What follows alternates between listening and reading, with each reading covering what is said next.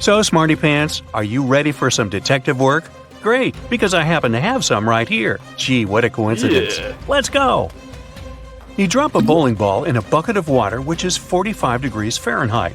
And you also drop another ball of the same weight, mass, and size in a bucket at 30 degrees Fahrenheit. If you do it at the same time, which ball will hit the bottom of the bucket first?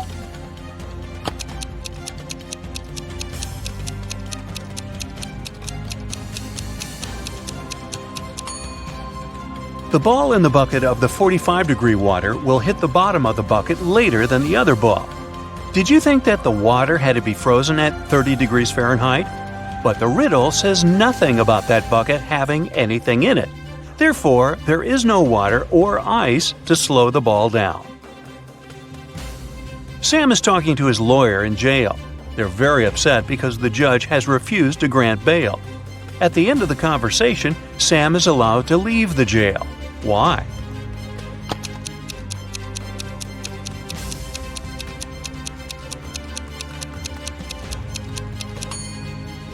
Sam is visiting his lawyer, who was arrested and jailed. Time to look for another lawyer. Mary is the owner of a bag store. One day, a young woman came in. She wanted to buy a bag. After choosing the one she liked, she asked Mary how much it was. The price was $30. The girl asked Mary to sell it for $20, and the store owner agreed. The girl gave her $50. Mary didn't have any change, so she went to her friend who worked nearby to change the bill. The friend gave Mary two $20 bills and one $10 bill. The woman gave the customer $30 and put the remaining $20 in the cash register. Just a few minutes after the buyer left, Mary's friend rushed into the store. "The bill you gave me is fake. I need my money back." Mary gave her friend her own $50. How much money did the store owner lose in total?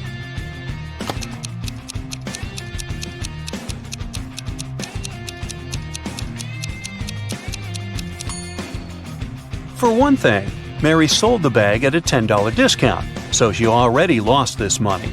Then she gave the girl $30 in change, and she had to return $50 to her friend for the fake bill. One $20 bill was the one her friend had given her, so she had to add $30 of her own.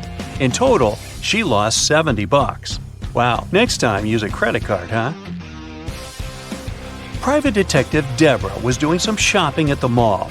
Suddenly, she heard people arguing. The woman went there and saw a stressed shop assistant and several people crowding it. The poor man had found a smartphone and made an announcement, and now several people claimed it was their phone. One man said the phone must have slipped out of his bag. A young woman said the gadget belonged to her, and an older woman shouted it was her husband's device. That's when the phone rang. For some reason, the shop assistant handed it to Deborah. The woman glanced at the screen and immediately gave the phone to the man. How did she understand whose device it was?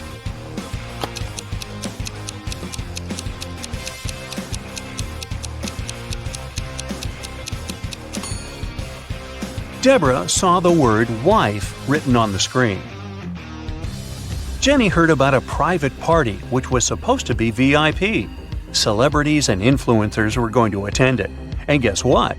Thanks to one of her friends, Jenny managed to get on the guest list. Yay! Before the party, the girl bought a new dress and a pretty and expensive purse. At the party, Jenny got acquainted with a very nice young man called David. They were talking when someone pushed Jenny. She didn't fall over only thanks to David's fast reaction, but she noticed that her purse was gone. No. David rushed to catch the thief. He spotted a guy hanging around the entrance. "What are you doing here?" The man answered that he was looking for an ATM. He needed cash to buy a ticket for the party.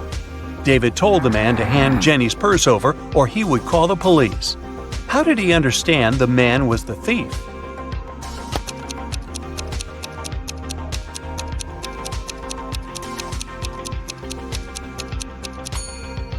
This is an A-list event. You can't just buy a ticket to get there. This man is lying. The faster you run, the harder it is to catch this thing.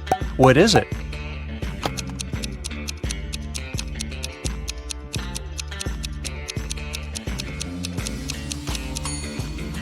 It's your breath. Brandon's wife told him to cook several eggs, but the man had to boil them for exactly 2 minutes. She left her husband 3 hourglass timers for 3, 4, and 5 minutes. How can the man boil the eggs for exactly 2 minutes?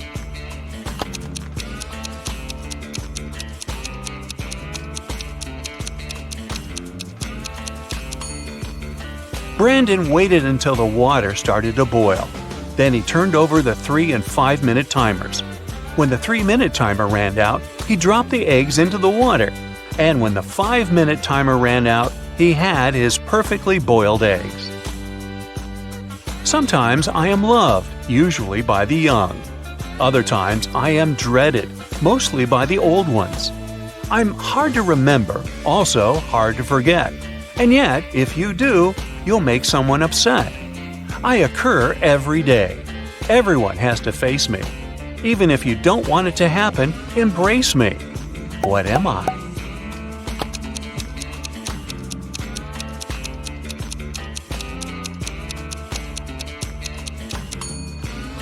A birthday.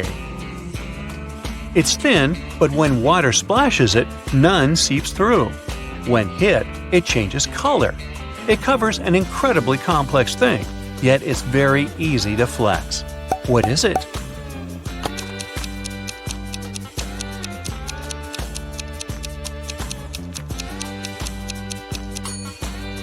It's human skin.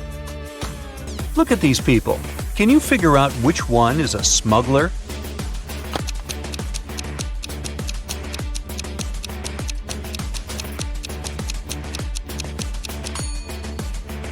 It's the woman on the left.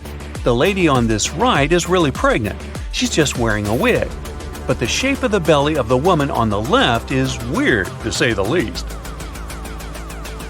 One of these people stole some Pringles. Can you figure out who it was?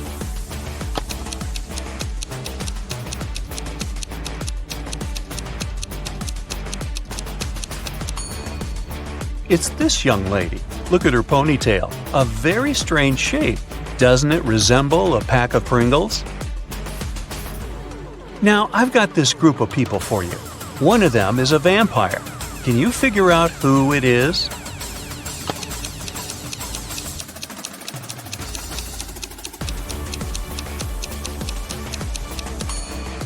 It's this guy sitting on the right. Have you noticed that he has no shadow? A farmer is traveling with a fox, a sheep, and a small sack of hay. He comes to a river. There's a small boat near the shore. The boat can only support the farmer and one other animal or item. If the farmer leaves the fox alone with the sheep, the fox will eat the sheep. And if the farmer leaves the sheep alone with the hay, the sheep will eat the hay. How can the farmer get all three, as well as himself, safely across the river?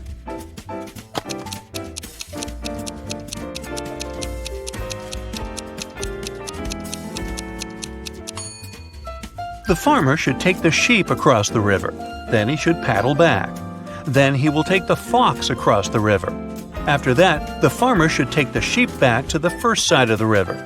Then the farmer should leave the sheep on the first side of the river and take the hay to the other side, because it's safe to leave the hay with the fox. The farmer will then return to the first side of the river and pick up the sheep. The morning after a heavy snowfall, Justin went outside and saw there was twice as much snow on the top of his garage as there was on his neighbor's. Still, Justin didn't get surprised or upset. He just smiled and continued walking. Why?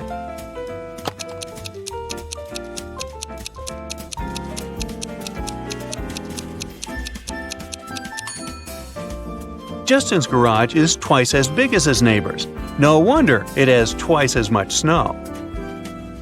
Andrew and Gary are twins. They were born just 1 minute apart, and Andrew is the elder of the two. But for some mysterious reason, they celebrate their birthdays 2 days apart once every several years. How is this possible?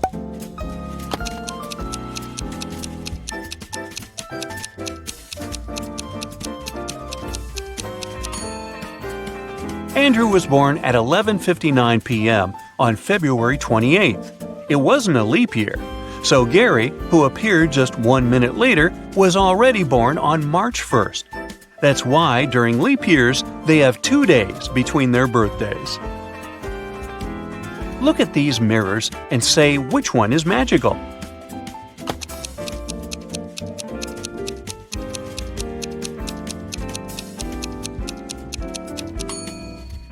It's the one the girl in the middle is holding. Apparently, it helped her to get rid of her mole.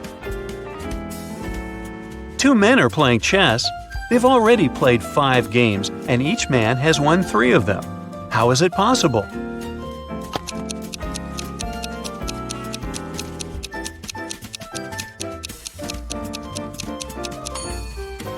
The men are playing with different opponents, not with each other.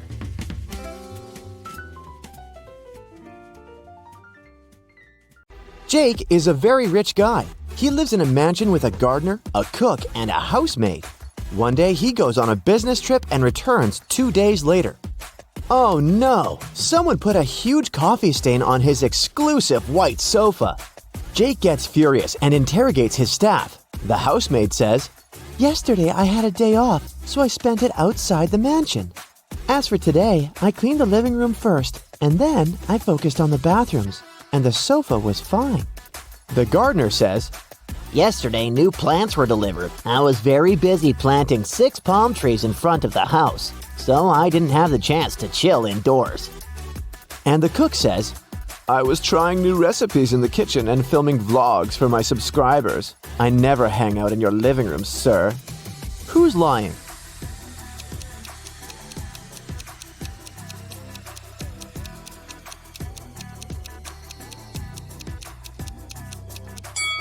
It's the gardener. There's no palms in front of Jake's mansion. Jake goes hiking alone. He's in the middle of a dark forest. Suddenly, a witch appears in front of him. She casts a spell and teleports Jake to her cabin. The witch offers him a deal. "The only chance to escape is to drink one of my 3 potions. If you guess it right, you're free to go. If not, you'll be my prisoner forever." Can you figure out which potion Jake should drink?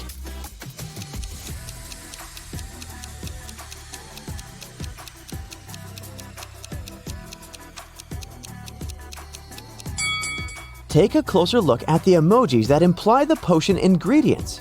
If we write out the first letters of each ingredient, we'll get sleep, escape, and blind.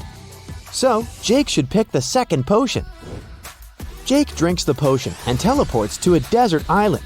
There's only 1 coconut tree and 1 banana tree, but Jake can only eat from one of them. Which tree should he choose?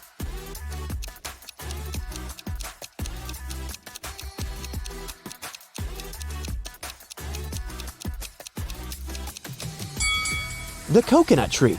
It can provide both food and water, while the banana tree only provides food.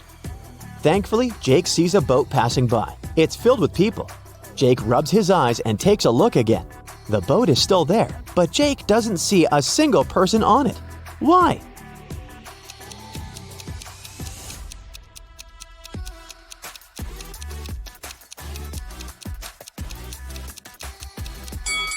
Because all the people are married. The boat takes Jake to the nearest town. There are 4 people standing on the pier. One of them is a cop working undercover. Can you guess who?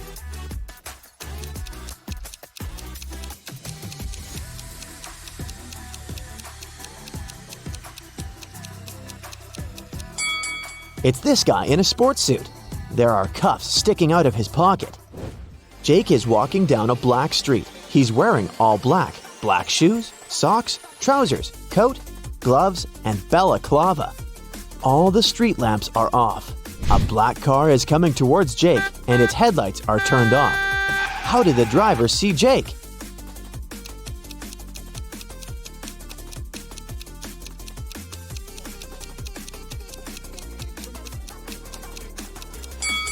It's daytime.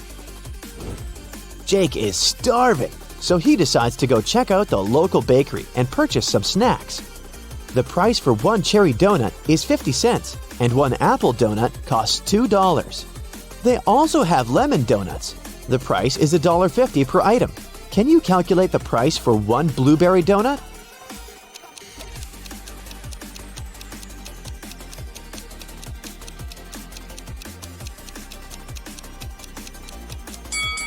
To solve this mystery, we should remember the color sequence in the rainbow.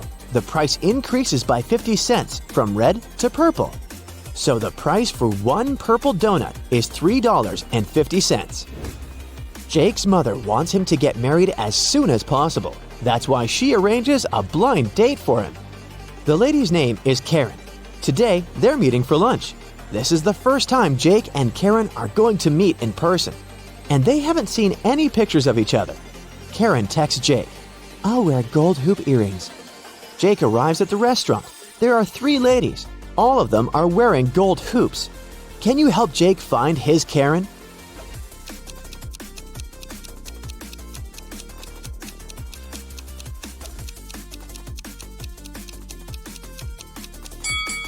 Let's take a look at the second table.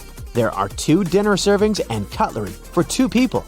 This lady is already with someone. The third lady has already drunk half of her milkshake, and she's busy working on her laptop. She's not here for a date, so Karen is the first lady. The next morning, Jake arrives at his office. There's a huge gift box on his desk. The sender is unknown. Only 3 people are in the office today: Mia, Prudence, and Paul. Jake questions them. Mia says, "I was preparing and printing some documents for you. We have a great business deal to sign." Paul says, "My alarm didn't work today. I overslept and just arrived. I don't know who brought the gift." And Prudence says, "I don't know who did it. I was trying to fix the printer, but it won't work. Someone broke it yesterday." Who's lying?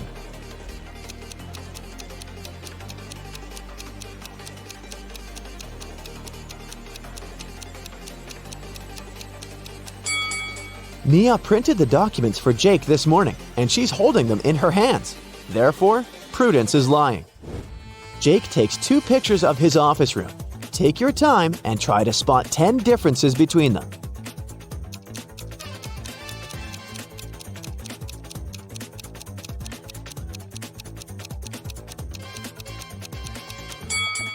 Ready to see the answer? Here they are.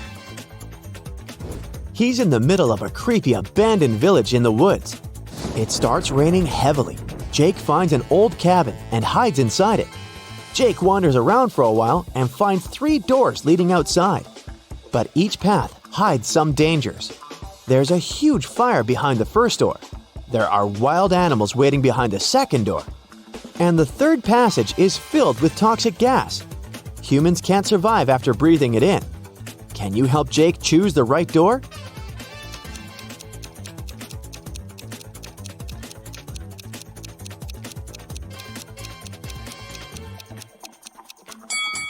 The first one. It's been raining heavily in the woods, and the door's leading outside the house, so the fire was gone a long time ago. Jake checks the maps. Karen's place is nearby, so he decides to walk. On the way, he finds 3 bushes with different herbs. Yay! I can collect some of them to put in tea! But only one of these herbs is actually safe. Can you guess which one?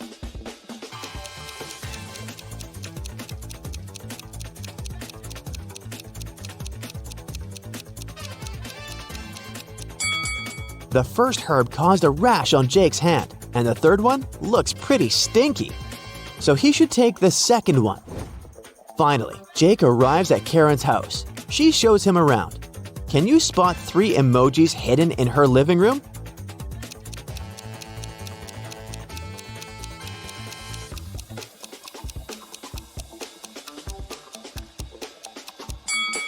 Here they are. Then, Jake goes to the bathroom to wash his hands. Can you find 3 hidden emojis here?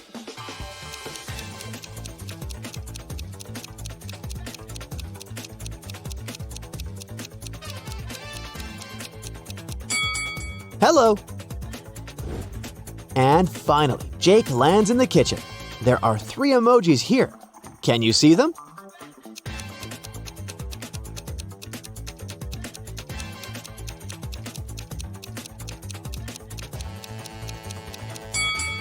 There you go. Karen is cooking dinner. She asks Jake to go to the storage room to get one last ingredient. But instead of saying directly, she gives him this weird shopping list. Can you help Jake figure out the ingredient?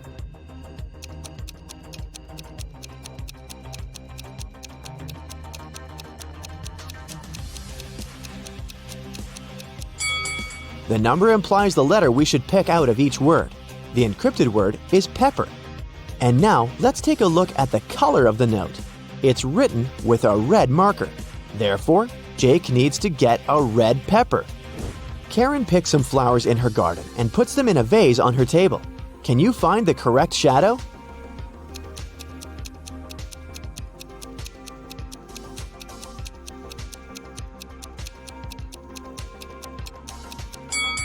The third one. What about this necklace? Can you spot the correct shadow?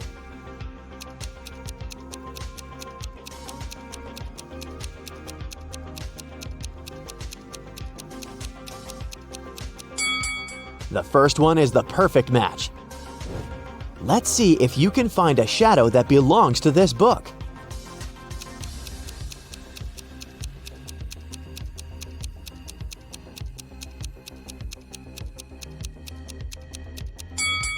The fourth option is correct. Jake turns on the TV news. Airport security guards got an urgent report.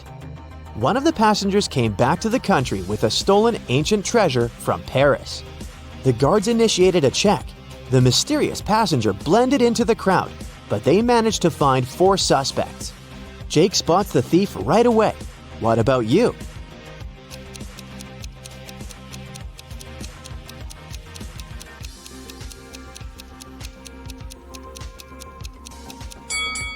All we know about the thief is that he arrived from Paris. Therefore, the stickers on the suitcase can be helpful.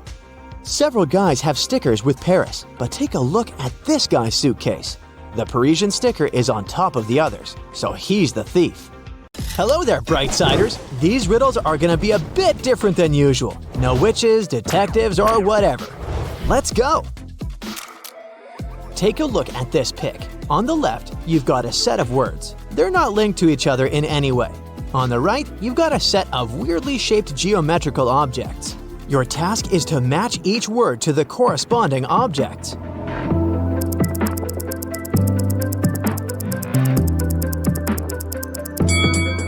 Alrighty, let's see the answers. Voila! Let me break it down for you. It's necessary to look for external similarities between words and pictures. This is called word recognition. We recognize words as a whole, not by individual letters. Easier to spot spelling errors. That's why we can read abbreviations. We recognize familiar words even if letters are missing. Next one. You gotta use your math skills here. So, in front of you lies a whole treasure. 10 bags, each of which contains 1,000 coins. 9 sacks contain real gold coins, and 1 contains extremely fake ones.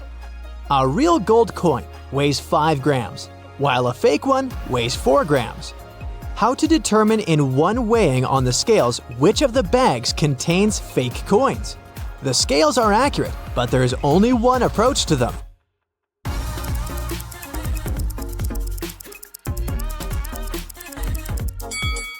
Here's the right approach. We take 1 coin from the first bag, 2 from the second, 3 from the third, and so on, up to 10 coins. Weigh these 55 coins. Gold coins could weigh 275 grams. If 1 gram is missing, then fake coins are in the first bag. If 2 grams are missing, then fake coins are in the second bag, and so on. It's curious that this task is easily scalable. The number of bags is not important. At least 3, at least 1,000, everything is solved by 1 weighing. This riddle got pretty viral on TikTok, but in case you missed it, you can try to solve it right now. He claims that according to the FBI, if you solve this riddle, you're smart enough to become a special agent. So, a man and a woman go out to dinner on their first date. The evening is very hot, and they bring water with ice. The woman is terribly thirsty, and she drinks 3 glasses in 1 gulp. A man drinks 1 glass in small sips throughout the evening. Later, he writes to her that he suddenly became ill. weakness, dizziness, breathing problems. At midnight, he passes away. The police call the woman in for questioning and announce that there was poison in her glass and in the man's glass. It was poison, so why did the man get poisoned and the woman not?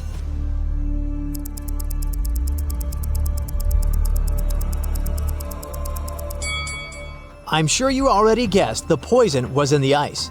The woman drank so fast that the ice cubes had no time to melt, so the poison had no effect on her. The man drank slowly and the ice melted, so he swallowed poisonous water. I guess pretty much any Brightsider can become a special agent. Now, look at this picture. Keep in mind that it's not that simple and only 1% of people can figure out what's wrong with this image.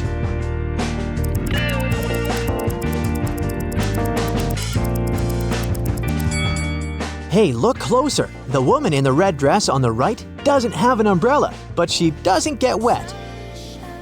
2 coins are worth 30 cents. One of them is not 5 cents. What are these coins?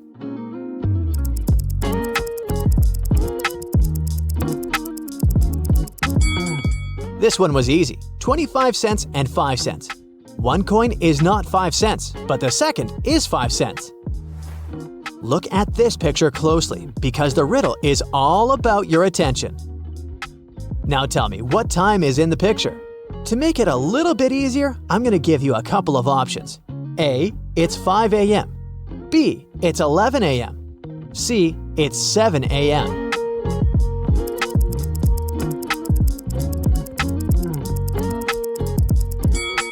Take a look at the long shadows and the snow lying on the cars and the burning lanterns. Well, I guess it's 7 o'clock in the morning in the picture. Look at the picture. Do you spot anything weird here?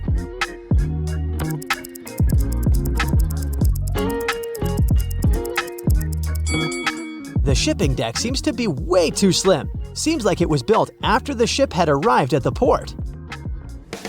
Allison is quite a picky eater. She likes grapes, but she can't stand peaches. She's into squash, but she never eats carrots. So now you have to figure out what Allison prefers, pumpkins or apples.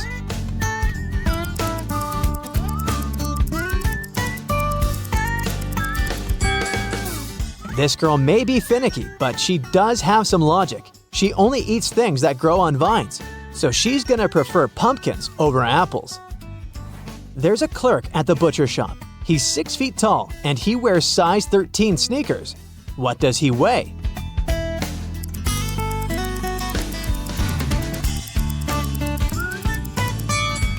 Of course, it's meat. There's a word in the English language in which the first 2 letters signify a male, the first 3 letters signify a female, the first 4 letters signify a great man, and the whole word means a great woman. Can you guess this word?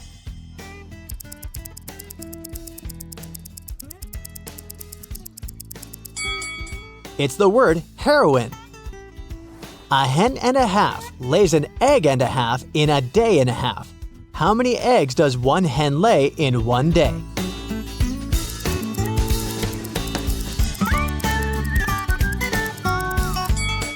Yeah, it's pretty hard to think of a hen and a half. As for an egg and a half, I can only imagine it in a cooked form. 1.5 days is the easiest criterion here. So, with all the given information, it must be that one hen would lay 1 egg in the same time period. 1.5 days.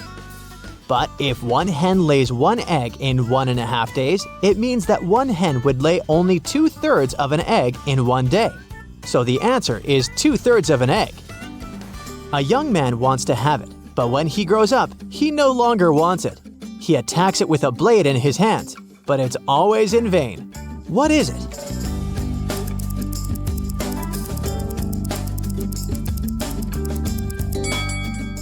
It's a beard. Hey, I've got a riddle rhyme for you. I'm rather large and usually majestic. I'm every hue of the rainbow. I can eat you. I may heat you. You only wish you could see me. What am I?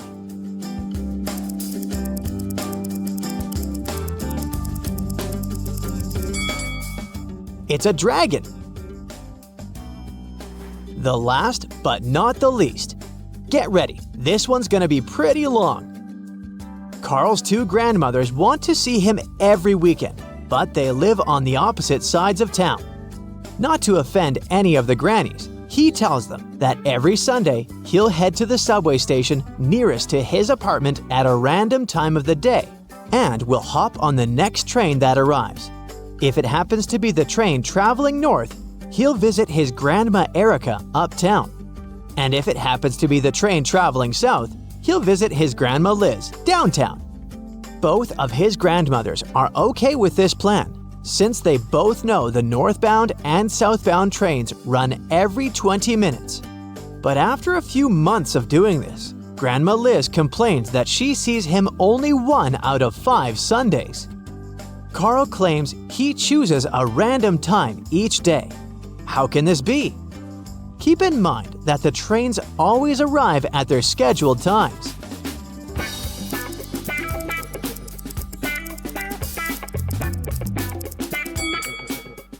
Although both trains come exactly every 20 minutes, the timing matters a lot. Let's imagine the northbound train comes on the hour, on the 20, and on the 40. So at 8, 8:20, 8:40, 9, etc. Now let's suppose the southbound train comes on the 4, 24, and 44. So 8:04, 8:24, 8:44, 9:04, etc. This means in any hour, there will be only 12 minutes in which the southbound train will be the next train to arrive. So, if Carl arrives between 8 and 8:04, between 8:20 and 8:24, or between 8:40 and 8:44, he'll get on the southbound train. Otherwise, he'll get on the northbound train. But as Carl always comes at a random time, and the southbound train supposedly arrives after the northbound trains, Carl gets to see his grandma Liz pretty rarely. Becky attended her high school reunion last weekend. Hello. All of her friends seemed to be doing really well in life. Connor showed up wearing clothes from expensive brands. Hello. Matilda had not just one, but 2 of the latest smartphones. Oh. Tom showed up in a fancy sports car, and Beth was wearing a luxurious watch on her wrist. Take a good look at Becky's friends. Can you tell who is really rich?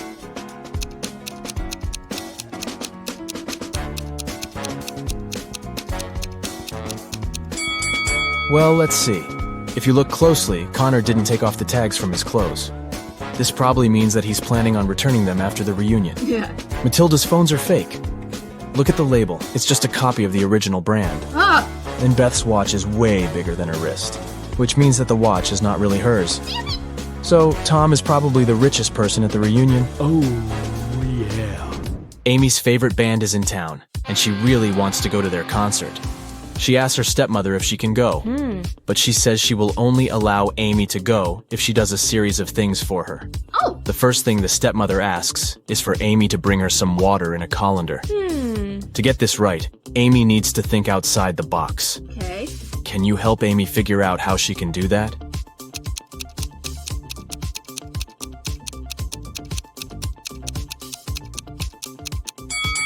Amy needs to freeze some water and put the cubes in the colander. Yeah. Technically, frozen water is still water, right? Next, her stepmother asks Amy to pick out the perfect evening dress for her. Amy walks into her stepmother's closet, and there are 3 dresses, a red, a green, and a blue. Take a look at the picture. Which dress should Amy choose?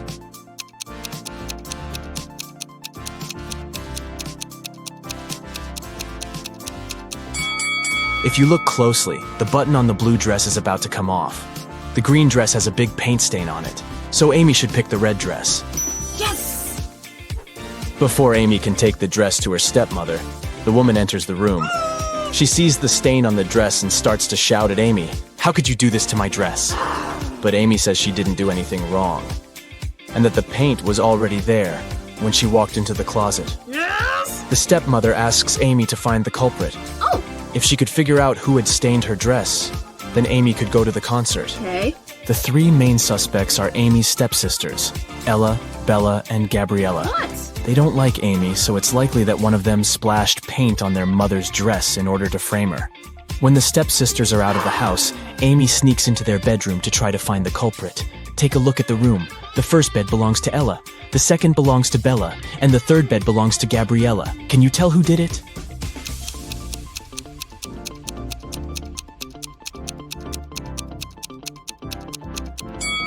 It was Gabriella. Her bed is the third one on the left. And if you look closely, it has a bucket of paint under it. Emily and Barbara are getting ready for a girls' night out. Yes! They are putting on makeup and getting their hair done. They have pretty similar tastes, and their things look pretty much the same. But one of them has more money than the other. Oh! Looking at the image, can you tell which one has the more expensive stuff?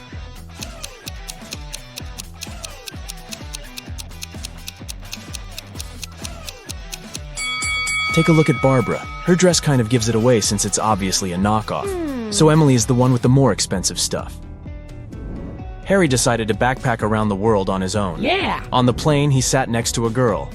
He asked her where she was from. Yes. But instead of answering, she showed him 2 emojis on her cell phone. Oh! Take a look at the image. Can you tell which country the girl is from?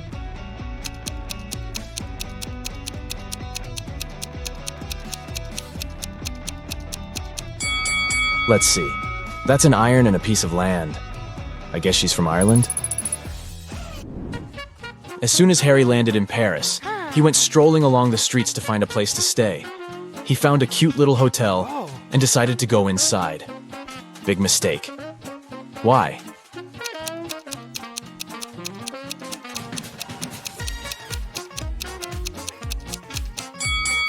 Take a look at the window on the last floor. It looks like there's a ghost. Yikes. I'd look for another place to stay if I were him. After he found a better hotel to stay in, he decided to get lunch. He ordered the classic French onion soup. Yeah! But when his dish came, it was filled with cockroaches. He called the restaurant's manager to tell them about the incident. The manager said, "This is unacceptable. I will find the person who did this and fire them immediately." There were 3 suspects. The cook said that he had prepared the soup as usual. It was okay when he passed it to the waiter. The waiter said that he hadn't touched the soup. He just served it to Harry and hurried to take the order from another table. The manager also questioned the cleaner, who said that he had spent the last hours cleaning the bathroom and had no idea what the fuss was about. Can you tell who is guilty?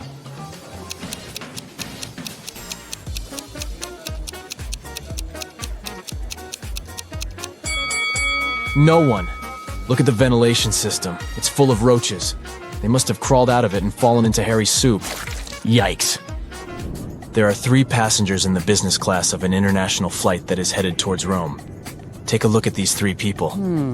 The first lady looks pretty well dressed. She's wearing a luxurious designer handbag and is texting on her expensive phone. Hello. The guy in the middle is working with stock charts on his laptop, and the third guy is enjoying a cup of coffee while reading an article in the Financial Times. Can you tell which one is the real billionaire?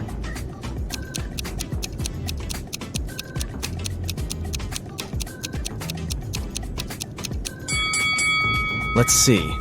The woman may look well dressed, but if you see the tag on her clothes, it says 100% polyester. It's unlikely that a billionaire would wear something like this. The guy working with stock charts is wearing old, ripped shoes. I doubt that's a fashion choice, so he's probably not a billionaire. Oh. That leaves us the last guy. If you look closely, the article he is reading is about him. The title of the article is The World's Newest Billionaire. Oh, yeah. I guess we found our guy, huh? Detective Smith was called to investigate a burglary at the city's museum. Oh. A priceless diamond disappeared, and the thief left no trace behind. After analyzing the museum's security cameras, Detective Smith gathered 3 suspects: the security guard, the museum's curator, and a visitor. The security guard said he only left his post during lunchtime, and he could swear that the diamond still wasn't missing at that time. The museum curator spent the day guiding a tour of the museum for a foreign group. They came to see the diamond at the beginning of the tour, and it was still shining bright in its place. The visitor said he only popped in for a quick visit and didn't even pass through the Metzi aisle where the diamond was kept. After these 3 interviews, Detective Smith found the thief. Can you tell who it was?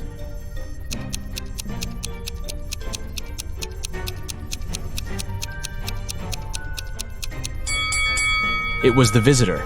First of all, he knew the exact location of the diamond inside the museum. Plus, take a look at that string he's fiddling with in his left hand. Detective Smith pulled it from under his sleeve and voila, the diamond was attached to it. I guess he didn't have time to go home and get rid of the diamond, huh? Julie and her friends decided to spend the weekend at a cabin in the woods. They arrived on Friday evening and spent the night playing board games and telling spooky stories. When they woke up on Saturday morning, they found that someone had stolen all their food supply. The door's glass was shattered, but other than that, there were no signs of who could have done it. So the group decided to search the surrounding woods to see if they could find the culprit. Take a good look at the scene the group stumbled upon and see if you can find out who took their food.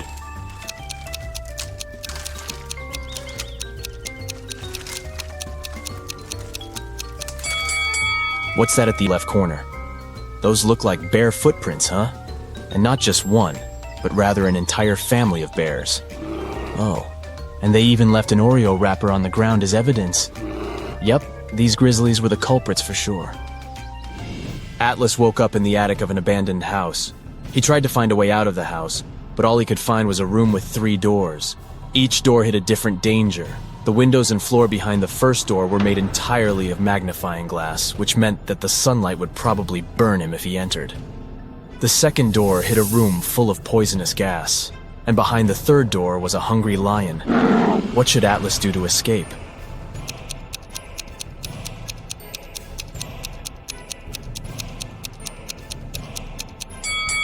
He should wait until it's nighttime and use the first door. Sydney told her mom that her gymnastics team would go to a sports camp for the weekend. She asked her mom to help her pack a bag for the trip. Her mother packed everything she thought her daughter would need. When Sydney came back from the weekend, she was telling her mother all about the trip. But somewhere during the conversation, she asked her mother why she hadn't packed a toothbrush. The mother immediately knew Sydney was lying about where she had really been that weekend. How?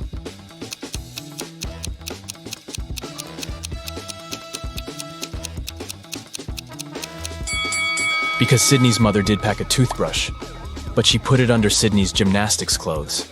If Sydney had really gone camping, she would have used the clothes and found the toothbrush. Kimberly discovered 3 bags in an old attic along with a note. The note said that there were $1 million inside one of the bags. It also said that the 2 other bags were empty.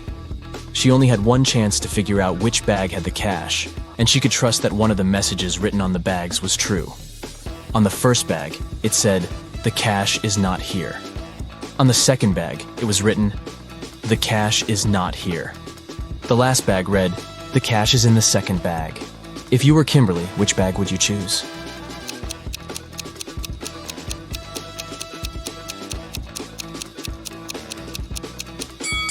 You should choose the first bag. If only one of the clues is true, then the money is in the first bag. The police have been after Mr. Burke for many years, trying to prove he's involved in illicit activities, but they never managed to catch him. One day, Detective Lawrence decided to make a surprise visit to Mr. Burke's office. As soon as the detective arrived, Mr. Burke's secretary said he was away on a business trip. The detective asked to see Mr. Burke's office and took a picture of it, but he wasn't allowed to touch anything without a warrant. So, Detective Lawrence went back to the station and got a warrant. When he returned to Mr. Burke's office, he noticed someone had been in there. Take a look at both pictures and try to find out what Detective Lawrence saw.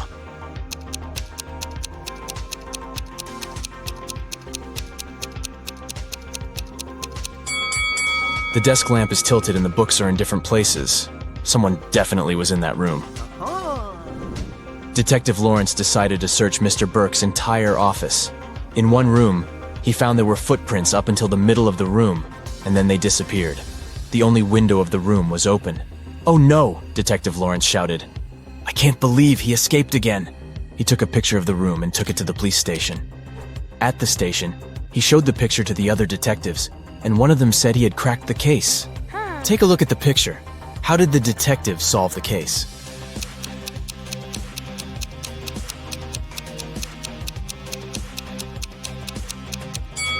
The detective understood that Mr. Burke was a shapeshifter. This explains why the footprints didn't reach the window. Plus, look at all the bird food on the floor. He probably shapeshifted into a bird and escaped. Detective Brightbrain was sitting in his office when his phone rang. Richard Brooks, a jeweler, said he had just been robbed. Brightbrain arrived immediately at the boutique, and Mr. Brooks explained what happened. I spent the entire morning showing diamond rings to a gentleman in a gray suit.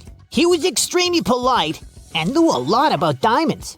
When I looked down to grab the store's most expensive ring, I felt someone hit me on the head. I fell forward, and when I woke up, the guy was gone. Brightbrain didn't ask any more questions. Instead, he wrote a report saying Mr. Brooks wasn't robbed. He was actually faking the whole thing. Take a look at the scene. How did Brightbrain come to that conclusion?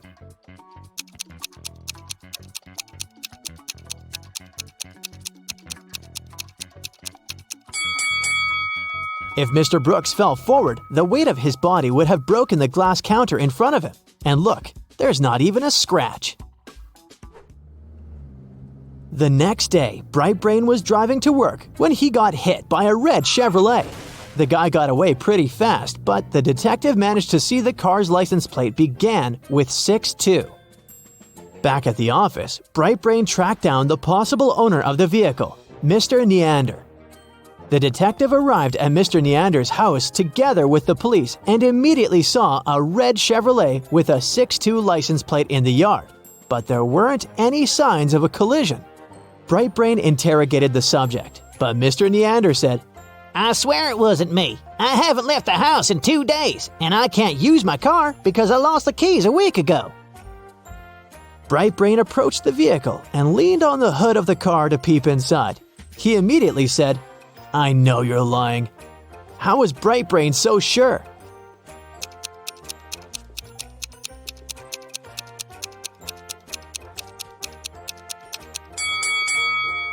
The detective tried the simplest way to detect whether a car had been recently used. He checked the temperature of the motor. As the hood was still warm, this showed that Mr. Neander was lying. During the month of December, a gang of robbers was operating in Bentonville. They walked dressed up as Santa Claus and broke into houses through chimneys. They put valuable goods into their Santa bags and walked straight out the door. When the neighbors saw them, they thought they were the real Santa. Finally, the police caught the entire gang. However, one of them claimed he was the real Santa and shouldn't be convicted for crimes he didn't commit. Detective Brightbrain was called to handle the case because he had seen the real Santa once when he was still a little child. He recalled that Santa was medium height. He was wearing a coat with 6 buttons, and there was a pocket on the right. He also said that Santa's belt buckle was square. Take a look at the footage from the police station. Can you figure out who the real Santa is?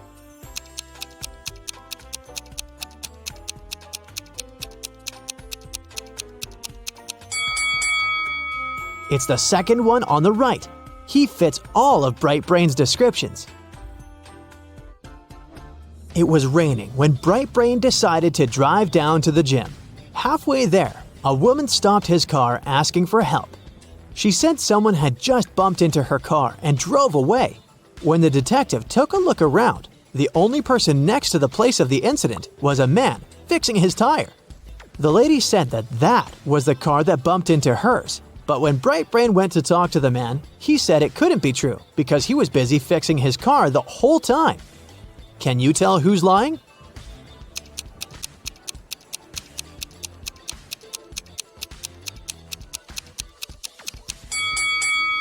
It's the guy fixing his car. The rain just recently started, which means that if he was fixing his car the whole time, the ground underneath it would have been dry. But look, it's wet. This means he's just arrived there and was actually the one responsible for the incident. The next day, Brightbrain left his girlfriend's house directly to his office building. He was late for work, so he ignored several stop signs along the way. A police car passed by him exactly at the moment he was turning the wrong way onto a one-way street, but the officers didn't arrest him. Why?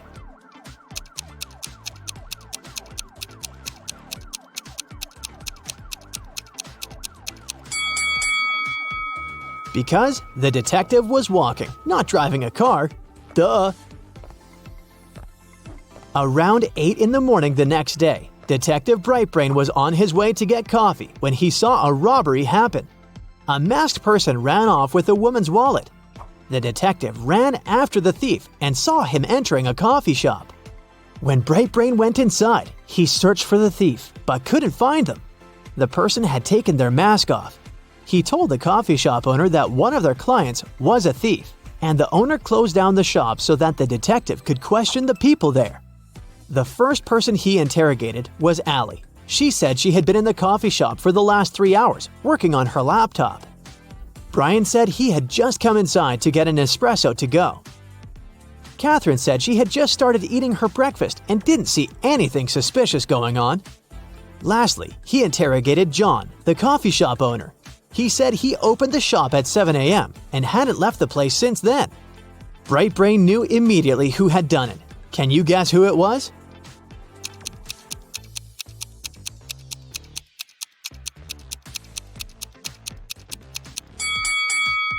It was Allie. She said she'd been in the shop for the past 3 hours, but the shop had just opened at 7 o'clock. At his office, Brightbrain received a strange text message from his workmate, Harry. The text said, "Zucchini is in the fridge. Otherwise, I'm fine. Okay?" The weird text made the detective think there was a message hidden inside. After a few minutes, he found a hidden word in the message. Can you guess what it was?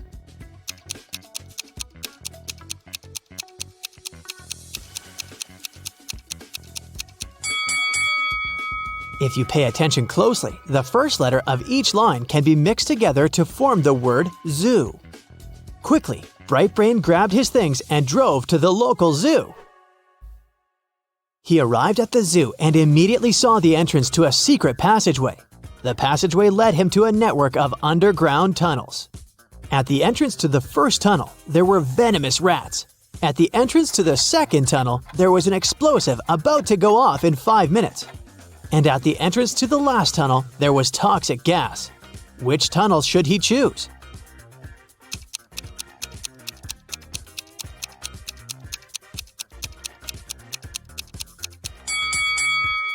The second one, of course.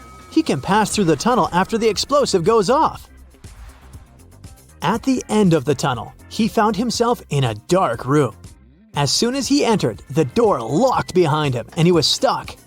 The room was empty except for another door at the other end of the room. That door was sealed with a letter combination lock.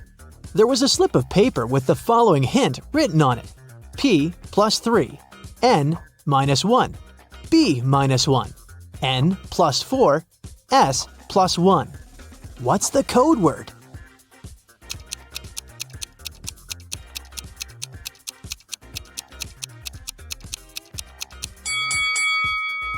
It took Brightbrain a while to figure it out, but he was able to crack the code. The code word was SMART. The key to this riddle was hidden in the alphabet. P plus its 3 following letters is S. N minus 1 letter is M, and so on. Phew, the door opened and led him to another room where he finally met Harry. Brightbrain untied his workmate and told him he was going to get them out of that situation.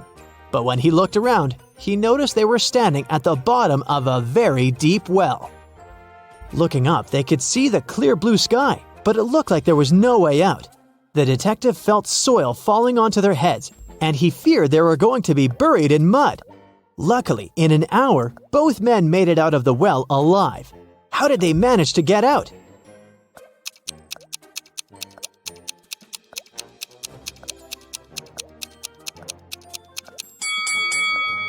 They managed to tamp down the soil that was falling into the well. This way, they would get closer and closer to the surface until they managed to jump out and run away. That's it for Brightbrain's adventure today. That was a lot. I've heard you've got some impressive analytical skills and a sharp mind. Then you're just the person I need. Help me solve these tricky riddles and prove you're worthy of that detective title. A Japanese ship had left the port and was on its way to the open sea. The captain went to apply oil to some parts of the vessel and took his wedding ring off so it wouldn't get damaged. He left it on the table in his cabin. When he returned, the ring was gone. The man figured out that 3 crew members could be guilty, so he asked each of them what they had been doing for the past 10 minutes. The cook said, "I was in the kitchen preparing tonight's dinner." The engineer answered, "I was working in the engine room making sure everything was running smoothly." And the seaman said, "I was on the mast correcting the flag because someone had hung it upside down by mistake." The captain immediately knew who the thief was. How did he understand it?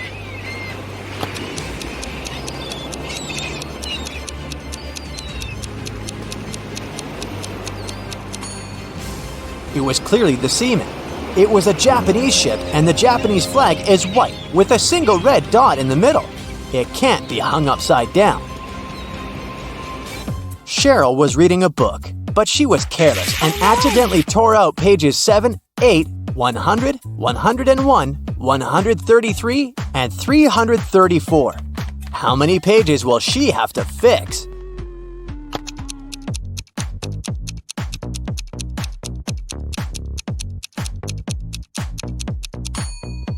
Just 4.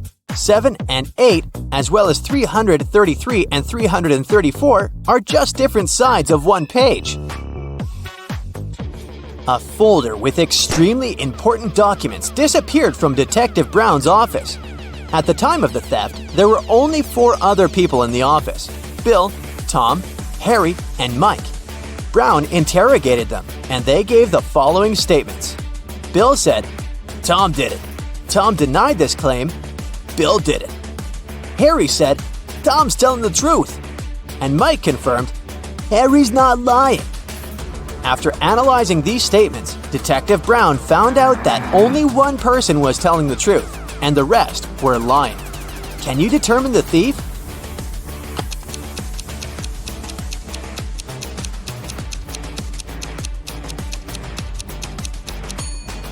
Tom is the thief, and Bill tells the truth. If Bill was the thief, both Tom and Harry would be telling the truth. If Harry was the criminal, none of the statements would be true. And if Mike was the thief, none of the statements would be true either. Your friends complain that every day they have an egg spinning competition with only raw eggs, and every day one particular boy wins. Your friends ask you to find out how he manages to do it. You start observing the boy spinning an egg when suddenly it drops to the floor. The boy goes and takes a broom to clean it up, as if it happens every day.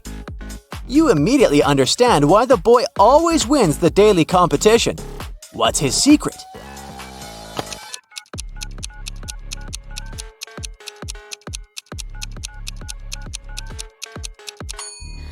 The boy took a broom, so the egg he had been spinning must have been hard-boiled. If the egg had been raw, he would have taken a mop.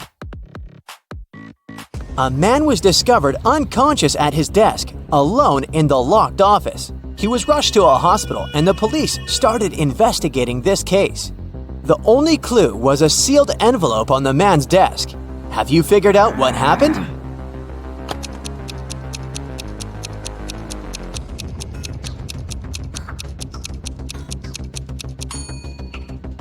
The envelope glue contained poison, and when the man licked the envelope to seal it, he got poisoned. A renowned chemist disappeared right from his lab. There was no evidence except a piece of paper lying on his desk. The names of 5 elements were scrawled across it hastily: nickel, carbon, oxygen, lanthanum, and sulfur. The guards reported that 3 people had visited the chemist that day: his sister Laura, his colleague Nicholas, and his wife Tessa. The criminal was arrested immediately. Who was it?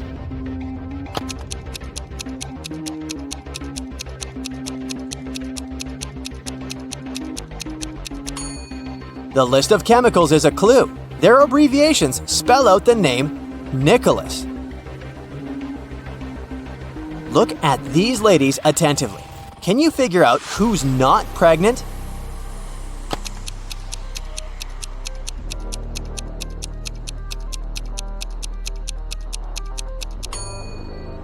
It's the one wearing a green dress. This person has big feet and is wearing a wig. It's actually a man trying to steal a watermelon. That's why he dressed up as a pregnant woman. Each of these 3 women claims she is this boy's mother, But who is the real mom?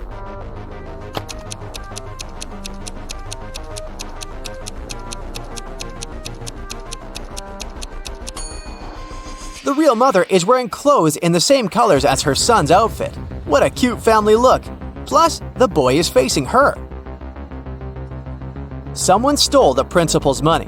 When the police came to investigate, they questioned the most likely suspects. The PE teacher said he had had a break. The history teacher was having a lesson, and the music teacher said that she felt unwell and had gone home early. Can you figure out who the thief is?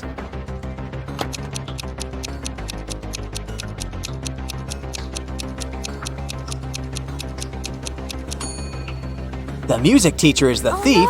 Look, she has gloves in her bag, although it's summer. Suspicious. Look at these three men and a girl. The first man says, "I got so scared, I called the school, but they didn't know where my daughter was." The second man says, "We were walking the dog in the park. I turned my back just for a minute, and she was gone." And the third man says, "I have no idea why she ran away. Here, I bought you a new phone." Which man is the real father?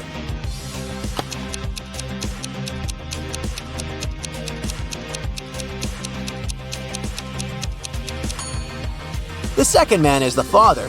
The girl is too young to attend school or have a phone of her own. Someone stole important documents from a businessman's office when the power went out. When the man discovered this unpleasant news, he called his friend, a private detective. The detective arrived and questioned everyone who had been in the office during the crime. The first person said, "I left the office to get some coffee and donuts." The second employee claimed that it had been dark and she'd taken a nap. And the third worker said, "I went to the kitchen to get a latte from our new coffee machine." Who's the thief?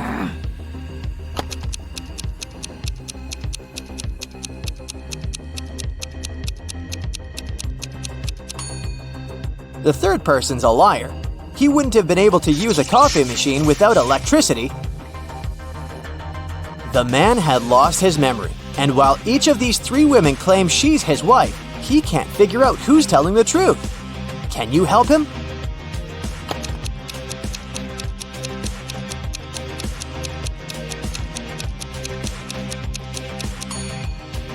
The man and his real wife have matching rings. Look at these three bridesmaids. One of them is up to no good. She has spoiled the bride's dress. Can you figure out which one it was?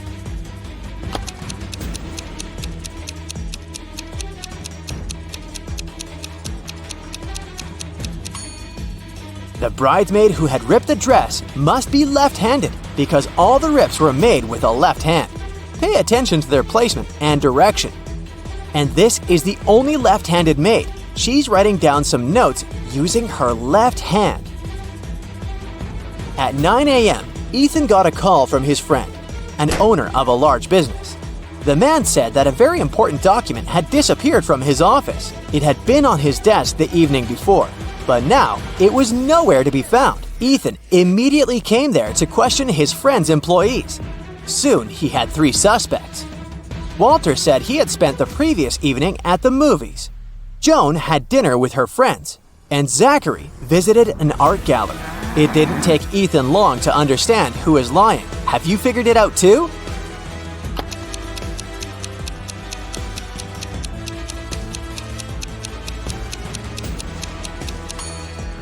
It was Walter.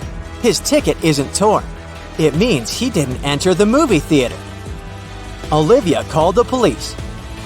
She told them someone had broken into her house, tied her up, and taken all her money and valuables. When the officers arrived, the entrance door was open. And Olivia was indeed tied to a chair, and still, the detectives didn't believe her story. Why?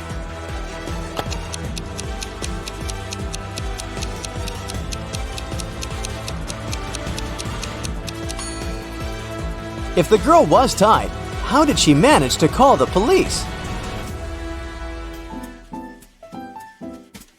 You take it and throw away its outside. Then you cook the inside. Then you eat the outside and throw away the inside. What is it?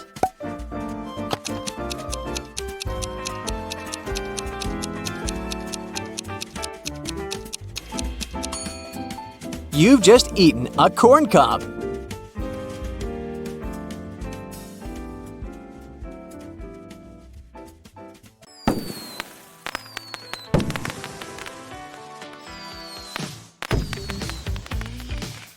Vicky has as many brothers as sisters, but each of her brothers has only half as many brothers as sisters. How many brothers and sisters are there in Vicky's family?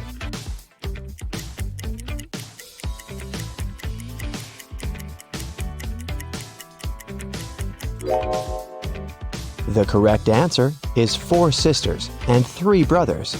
The key to solving this is to keep it simple. Just count the sisters and brothers in total and in terms of their own number of siblings.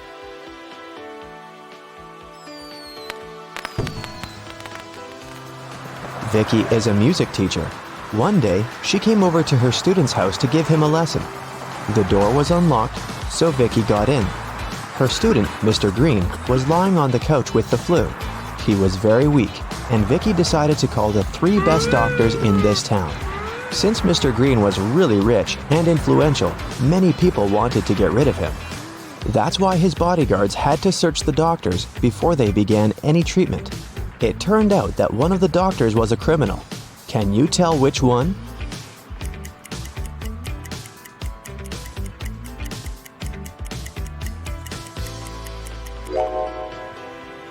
This guy. Why does he need an axe? Mr. Green got well and returned to his business duties. He runs a small company producing expensive diamond rings.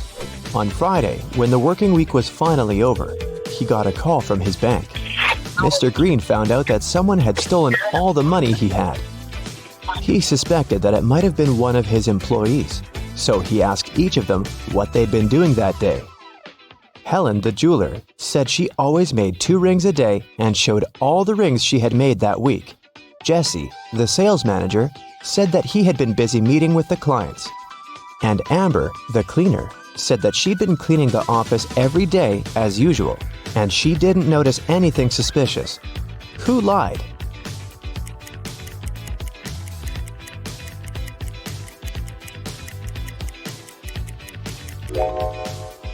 Helen. There are 5 working days in a regular week. She said she made 2 rings a day, but she only showed 8 rings. It means she missed 1 day of work. Vicky was walking down a shopping mall. Suddenly, she heard screams.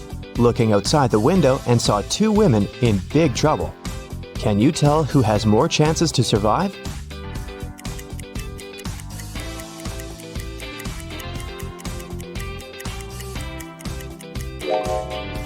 Look at this lady's hand. It's made of metal. She's a robot, so she'll more likely survive this adventure. One morning, Vicky was walking in the park and noticed this missing cat poster. Can you help her find the cat in this area?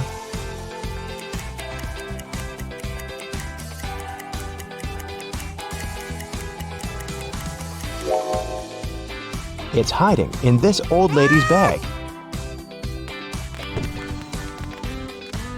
Vicky explained to the old lady that the cat had been missing, but the old lady refused to give the cat away so easily. First of all, Vicky had to solve her riddle.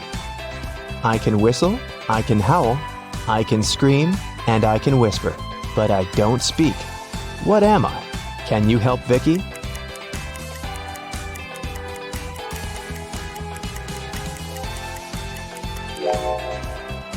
The correct answer is wind. After getting the cat, Vicky headed to its owner's home. She walked through this beautiful park. Can you spot what's wrong here?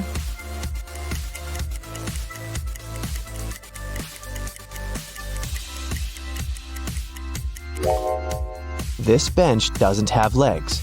It's literally flying in the air. Vicky brought the cat to its owner, Diana. She was very glad to get her pet back and invited Vicky for dinner. Vicky was very hungry and agreed. Diana served these 4 dishes with various foods, but only one of them is safe to eat. Can you tell which one?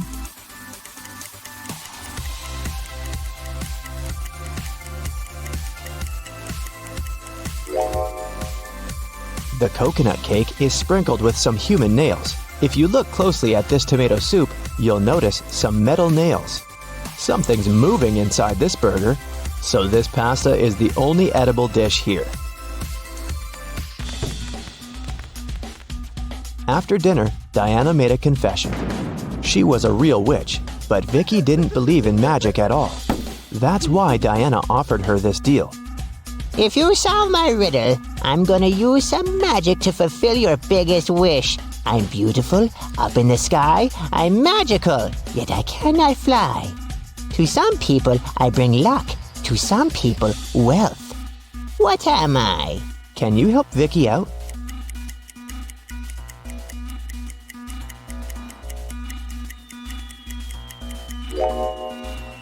The correct answer is rainbow. Vicky has always wanted to become a famous singer. She received an invitation to a singing contest. Vicky sang beautifully and won first place. After the performance, she drank a glass of water backstage. After that, Vicky felt very sick. The contest manager called the ambulance. Doctors said that someone had poisoned Vicky. The police questioned 3 suspects and searched their bags. Lily said, "I was crying in the dressing room. This contest meant so much to me." Jessica said, "Who do you think I am? Singers should stand for each other." And Rose said, "I was outside the music hall with Lily. She was crying because she had lost this competition." Who poisoned Vicky?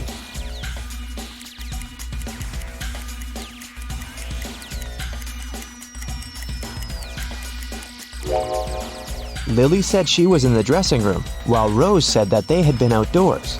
Therefore, 1 or 2 of them are liars. But only Rose carries toothpaste but no toothbrush in her bag. That's pretty suspicious. When Vicky got better, she checked her mailbox and saw 3 messages from different music producers. Tom offered her a tour in Europe. Ryan offered Vicky to work on her first album at his record company in New York. And Joanna sent this invitation to participate in a TV show. But only one of these offers is real. Can you help Vicky make the right choice?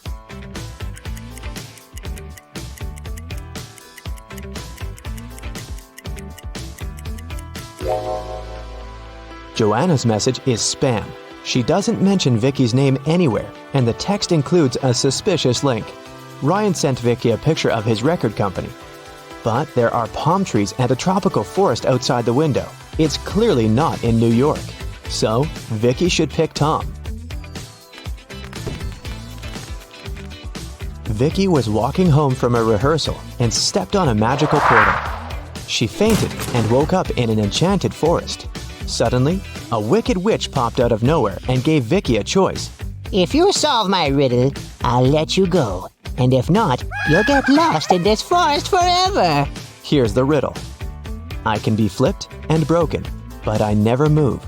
I can be closed and opened, and sometimes removed. You can seal me with your hands. What am I? Unfortunately, Vicky failed to crack this riddle. And what about you?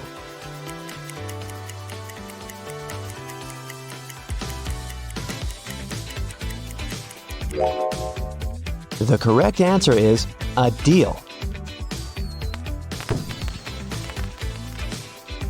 The wicked witch left Vicky alone in the forest. Vicky searched the area and found 3 paths leading to the nearest village. The first path goes through hungry wolves. Giant mutant plants are waiting in the second path. They eat all mammals, including human beings. And the third path is covered with a bunch of bugs and worms.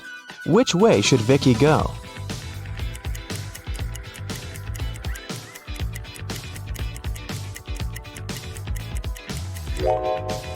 Although insects are gross, they are the least harmful to humans, so Vicky should choose this path. Vicky got very hungry and decided to find some food in the village. When she came closer, she realized the gates were locked. Can you help her guess the right code?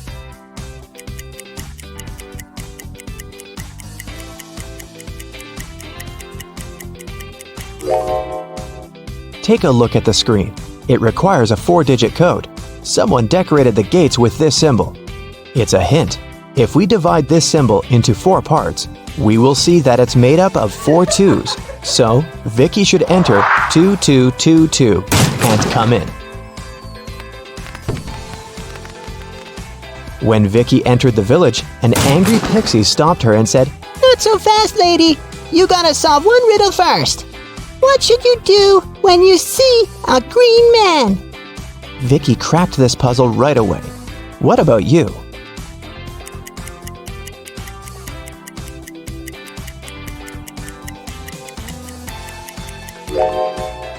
You should cross the road. Vicky solved it so easily because she was standing next to a traffic light. It turned out it wasn't an ordinary village. Various magical creatures lived here together. Vicky entered the local club and asked for some food. But the owner, Werewolf Fred, said, "If you want to eat, you gotta work." Now Vicky's job is to check the guests' ID cards. She shouldn't let suspicious persons or those under 21 get inside. Take a look at these 3 ID cards and figure out who shouldn't enter the club.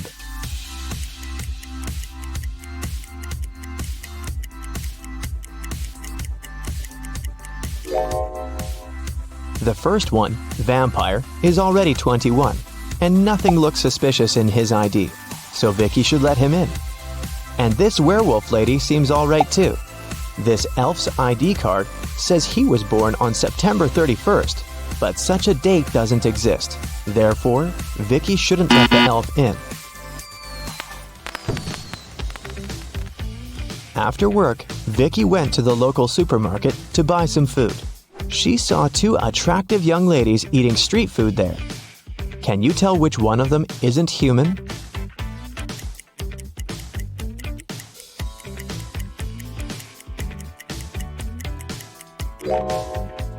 Take a closer look at this ice cream.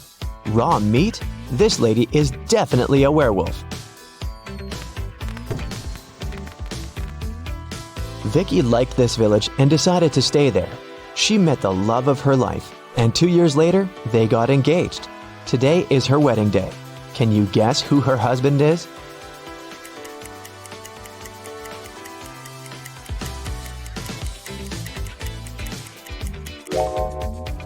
It's the third guy. He's wearing a tie, which means he attended the wedding, and he's wearing a ring too. Brian had been dreaming about traveling the world. Once he went to a job interview. Greg was a famous eccentric millionaire, and he needed help on his luxurious boat. Greg liked Brian's resume, but he needed to challenge Brian's intelligence and offered him this riddle. Turn these 3 toothpicks into 1, and you're hired. You can make as many moves as you want, but you can't remove any toothpicks from the table. What should Brian do?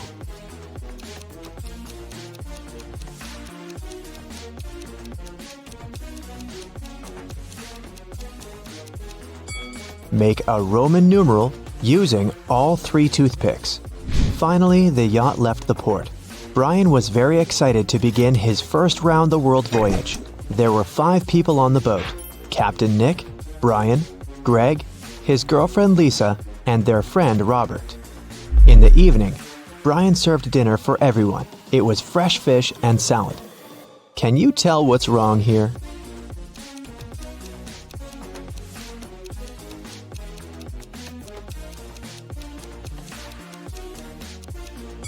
There are 2 moons in the sky.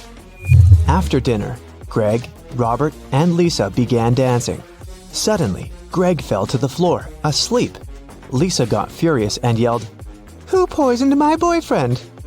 Brian said, "Captain Nick prepared the dinner. I just served it." Robert said, "I'm a vegan, so I skipped the fish. Maybe it was toxic." And Captain Nick said, "Hey, I'm not a criminal. I ate that fish too, and I feel totally fine." Have you guessed what happened here?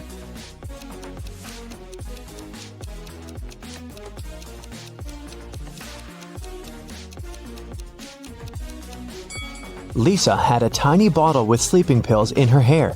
She must have slipped a pill in Greg's drink so that she could spend a romantic evening with Robert. They were flirting during the dinner. Brian realized what was going on and talked to Nick privately in the captain's cabin. The man got very angry and promised to make a stop at the nearest port to leave Lisa and Robert there. Brian went to the restroom. When he returned to the cabin, he saw that Nick was gone. Brian couldn't find him anywhere, so he questioned Lisa and Robert. Lisa said, "I haven't left the deck after dinner. I was taking pictures for my Instagram." Robert said, "Sorry, bro, I haven't seen him. I've spent the last 20 minutes in the restroom." Brian spotted the liar right away. "What about you?"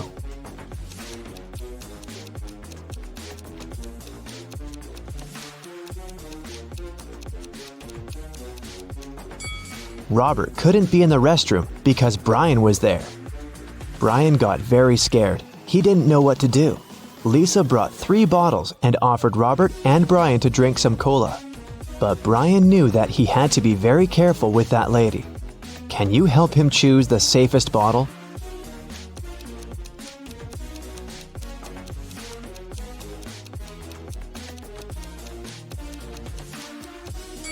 Someone had already opened this bottle. Brian should choose one of those 2. Brian went to Greg's bedroom to check how the man was doing. He noticed that Greg's safe was open and empty. At this moment, Greg woke up and noticed that someone had taken all his money. He started to shout, "Who dared to rob me on my own boat?" Brian said, "Mr. Greg, I'm so sorry. Rob and Lisa put sleeping pills into your drink, and I'm afraid they've done something bad to Captain Nick." When Greg questioned his companions, Robert said, "Bro, who do you think I am? This guy is a dirty liar." Lisa said, "Darling, I love you. Why would I do that? Who robbed Greg?"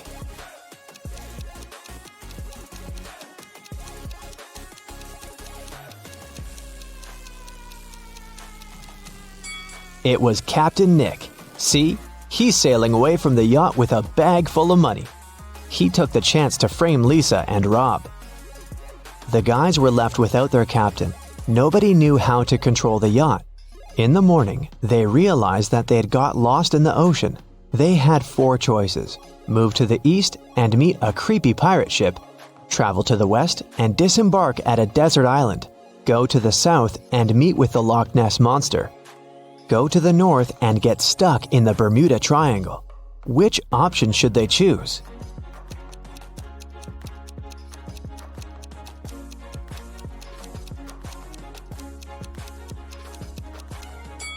The Loch Ness Monster is a very unpredictable opponent. The Bermuda Triangle doesn't seem to be very safe, and these pirates look pretty aggressive. So the safest choice is to move towards the desert island. They can send an SOS signal and wait for someone to save them. But a sudden storm changed their plans. It wrecked the yacht into small pieces. Take a look at this picture and try to guess how many people survived and reached the shore.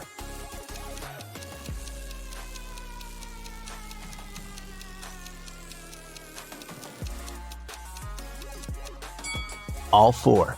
Although there are footprints of 3 men on the sand, someone must have carried Lisa in his arms. See? Her glasses are over there on the sand. The guys got very hungry. They separated to find some food on the island.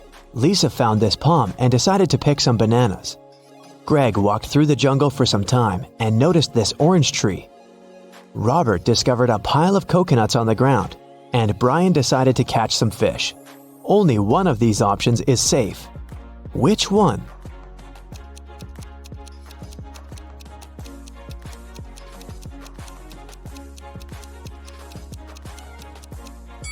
A creepy snake is hiding among these bananas.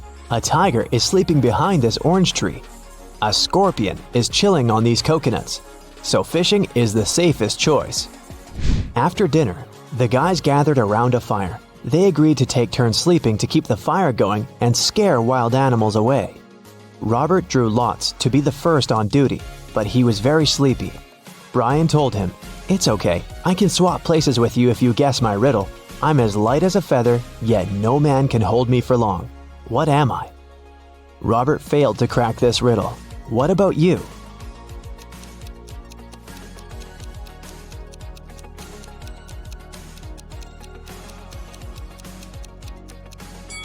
The answer is breath. Greg, Brian, and Lisa went to sleep, and Robert stayed by the fire. Early in the morning, Brian woke up and saw that the fire had gone out, and Robert was gone. Brian woke up Greg and Lisa, and they started looking for Robert. Can you help them find any clues on the beach?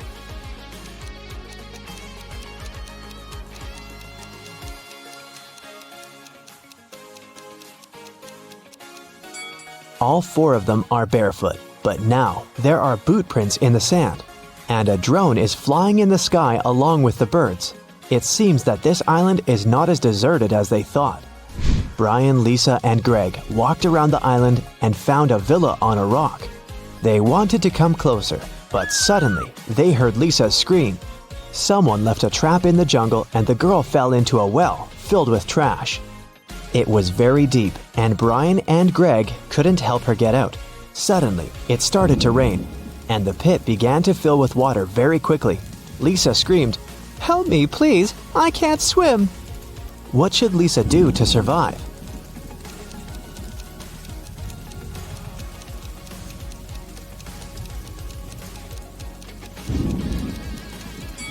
She can take these two empty canisters and use them as a life buoy.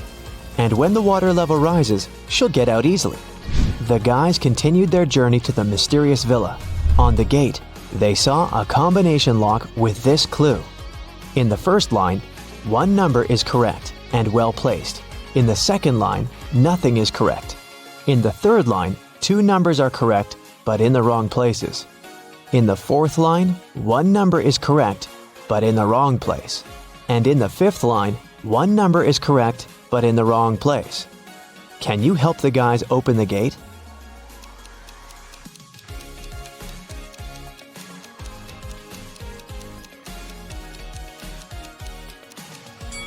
Let's start with statement 2 and exclude numbers 9, 2, and 0. From statement 3, we can conclude that 5 and 7 are in the final code, but we still don't know the order. Let's take a look at statements 4 and 5.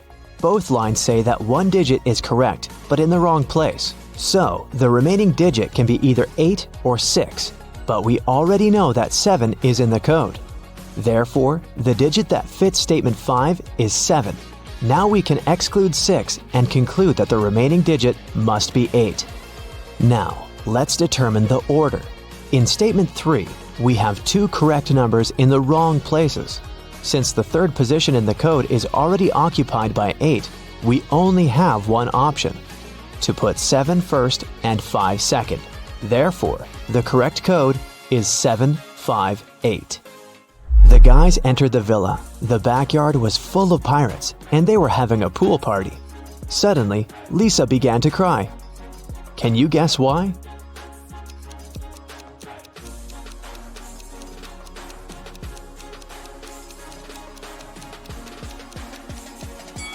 Robert is chilling with this lady pirate in the swimming pool. The girl is just jealous. When they finally came up to Robert, he said, "Hey guys, check it out. These pirates let me join them." Greg, Lisa, and Brian decided to leave that place as soon as possible. But Robert wanted to stay because he got engaged with Gemma. She was a big boss there. Everyone worked for her.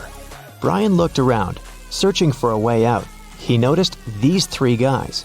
He realized that one of them was an imposter. What about you? Can you see the imposter?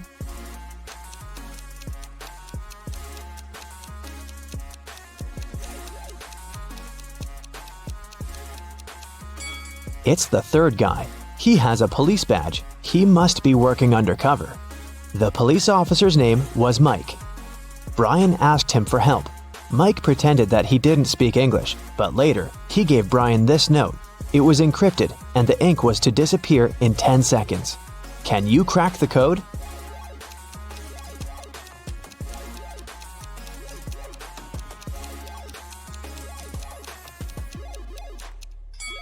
It says, helicopter. Greg, Lisa, and Brian jumped into the helicopter. Mike tried to start the machine with a stolen key, but the system demanded a password. Here's a hint. I am the beginning of sorrow and the end of sickness. You cannot express happiness without me, yet I am in the midst of crosses. I am always at risk, yet never in danger. You may find me in the sun, but I am never out of the darkness. What am I? Have you guessed?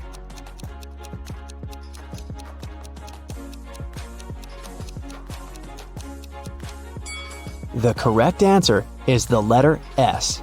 So Bill had stomach cramps and went to the hospital where he was prescribed some pills. The next morning, he was found unconscious. Police found someone had switched the pills and questioned 3 suspects. Dr. Johnson, his cardiologist, saw him at 3 in the afternoon and wrote the prescription. John, the hospital cleaner, came to clean the room at 7 a.m., found him and called the police. Susan, his nurse, brought the pills to him at 8 that morning. Who's lying?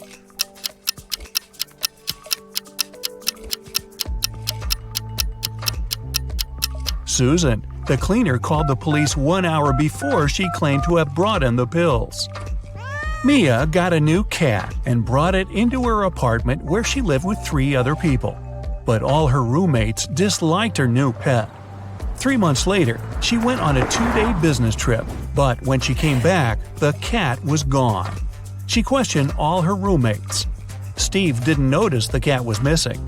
David said he was allergic to cats and couldn't survive a day with one around him. Sean was the one taking care of the cat, and he was shocked he couldn't find it that morning. Who's lying?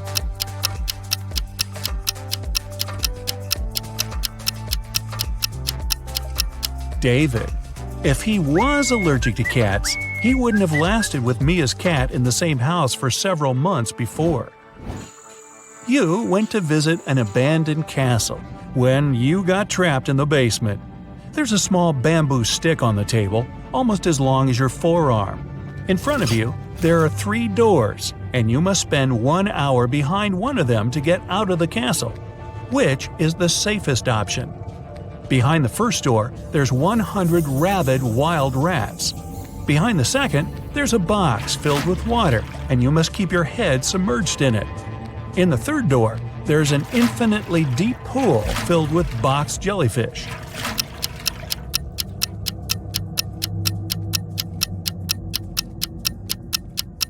The second door. You can use the bamboo stick to breathe. Brian was traveling by train to a nearby city.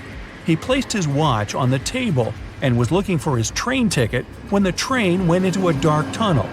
When it came out, Brian's watch was gone. There were only 3 people in the car. Mary was sleeping the entire time. Christopher was looking for his wallet to grab a cup of coffee. Mike was playing a game on his phone. Who took the watch?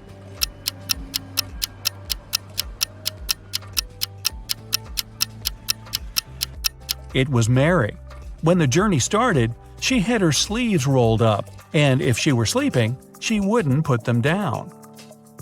Sarah was walking out of the mall when someone snatched the purse out of her hand and drove off in a red car. The security closed the parking lot and found 3 people with red cars. Alyssa said she was inside shopping when she got called by security. David said he had only just arrived. Bob said he was about to pay his parking fee and drive off. Who isn't telling the truth?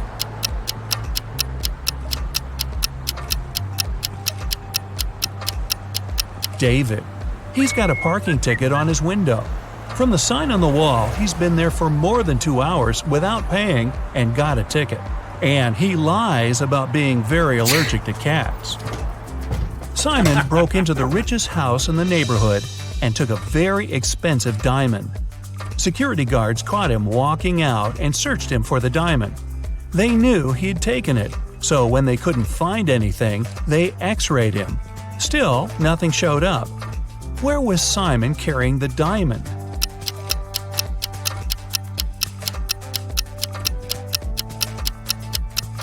As soon as the guards caught him, he put it in one of their pockets. After the search was over and they were driving him home, he took it out of their pocket with nobody noticing. A crazy scientist took you into their basement and is planning to keep you there for a year. He's given you the option to choose one of 3 foods to eat for the year to stay alive. Which one do you choose to save your life? pasta and bread, rice and beans, steak and broccoli.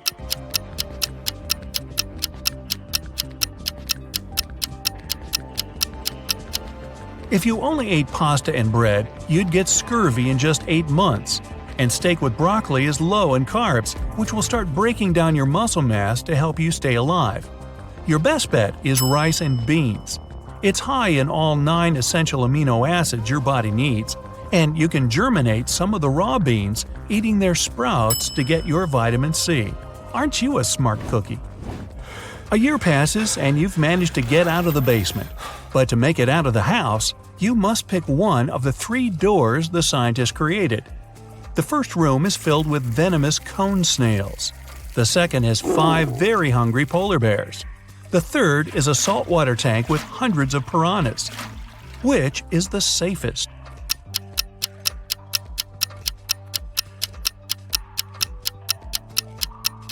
The third room. Piranhas are freshwater fish and can't survive in saltwater. 3 prisoners are sitting at the table having dinner, but one of them is wealthy. Can you guess who it is?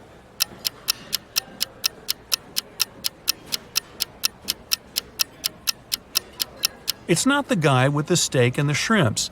The little tag on his shirt reveals he's a chef, and he likes to prepare a special treat for himself.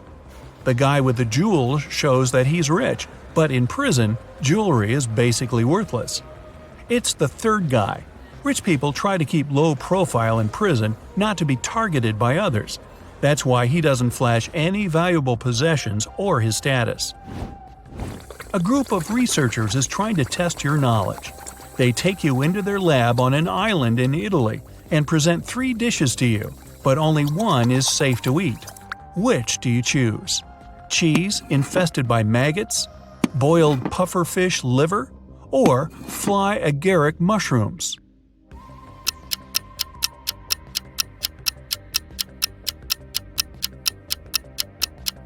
Pufferfish liver can be poisonous if it isn't prepared properly, and the fly agaric mushrooms are among the most dangerous in the world. Maggot cheese, on the other hand, is actually a delicacy in Sardinia, Italy, so it's perfectly safe to eat. Really? One day, you wake up in an arena without knowing how you got there. From the speakers, you hear that you must fight one of 3 hybrid animals. Which one do you pick to stay alive? A polar bear with the head of a rattlesnake, a hippo with a lion head, or a hybrid with the face and body of a great white shark and the limbs of a jaguar?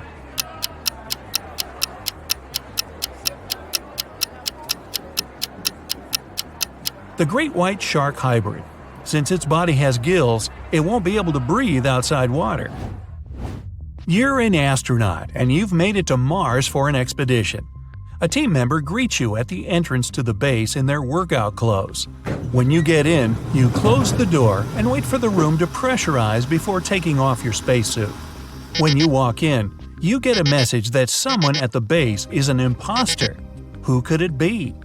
A fellow astronaut who covers his face because he got a sunburn, an engineer with flaky patches on her skin, or the person who greeted you at the door earlier.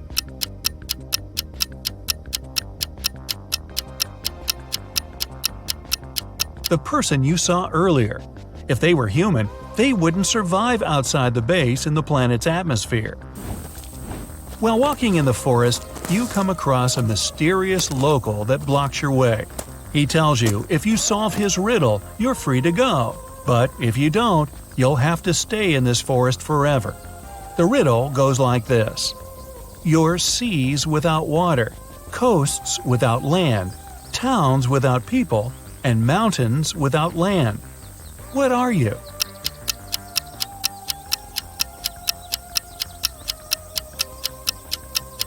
Well, you're a map. You decided to go exploring a local cave. You walk inside, and a landslide suddenly blocks the way back.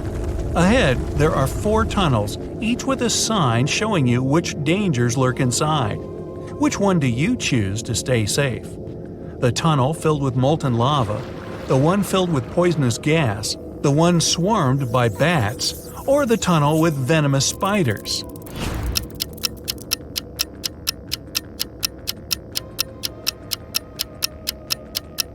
You picked the last one. Spiders don't hunt humans for food and usually avoid them altogether.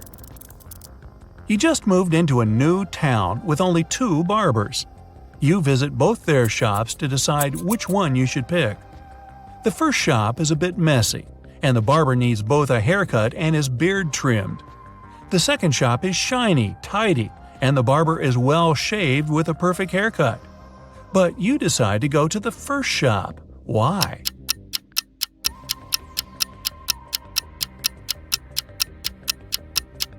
Each barber cuts the other barber's hair, and you pick the one who gave the other a nice haircut.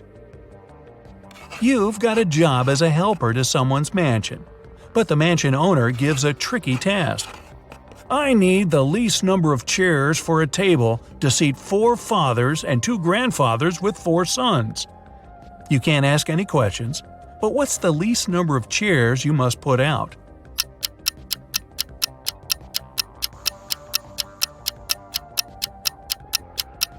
Four.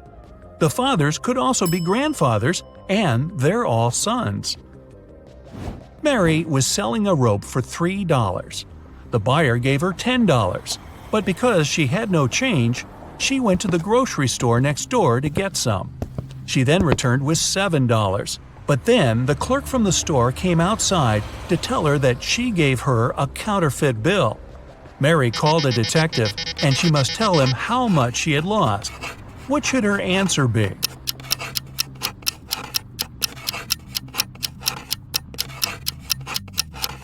$7 and the rope. Oh, and it turns out the counterfeiter buyer was a guy named David. What a troublemaker. Well, you've tried to get into the secret supernatural service your whole life. Now there's just one step left to reach that goal. You need to pass an exam to prove you can handle the supernatural and paranormal. Keep track of how many answers you get right. Your results await at the end. A helicopter leaves you on the shore. Your mission?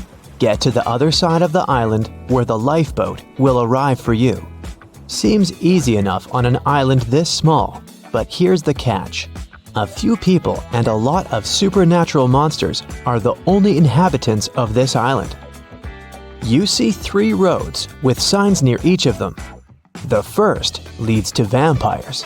The second road takes you to zombies. The third one leads to alligators.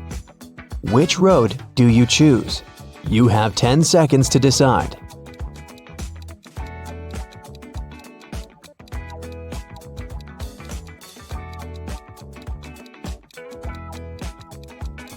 Choose the road to alligators. As I said, only people and monsters live on the island. No real-world creatures here. You take the third road and end up in a huge meadow. The scorching sun is beating down on you, and you want to find some shade. Fortunately, you see 2 houses ahead. The first looks very old and decrepit. The windows are broken. It's missing most of its shutters, and it looks like the whole thing could collapse at any minute. The second house looks brand new, sturdy, clean, but you notice it doesn't have any windows at all. Where will you go? 10 seconds on the clock.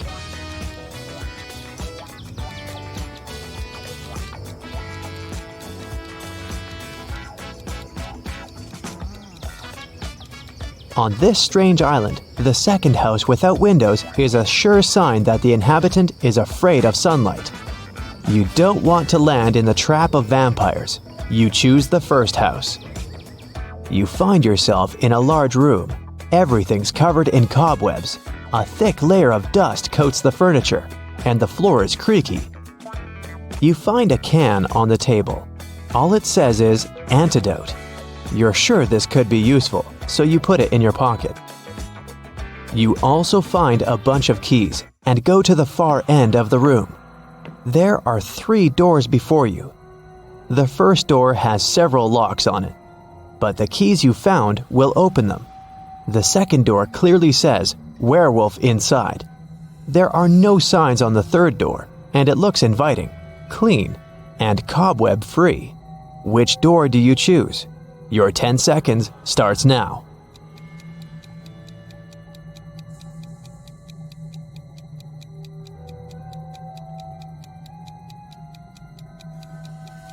The locks on the first door mean there must be someone or something kept inside that shouldn't be let out. Better not open it. If the third door has no webs or dust on it, then someone must use it regularly. It's likely the werewolf lives there. So you choose the second door. The exit leads you to a park with trees and shrubs. It's strange how quaint it looks for a place like this. You see a group of 7 people ahead. They also look totally normal, but as soon as you come closer, you notice there's definitely something off about a few of them. They're zombies. How can you identify them? Careful, they might spot you. You have only 7 seconds now.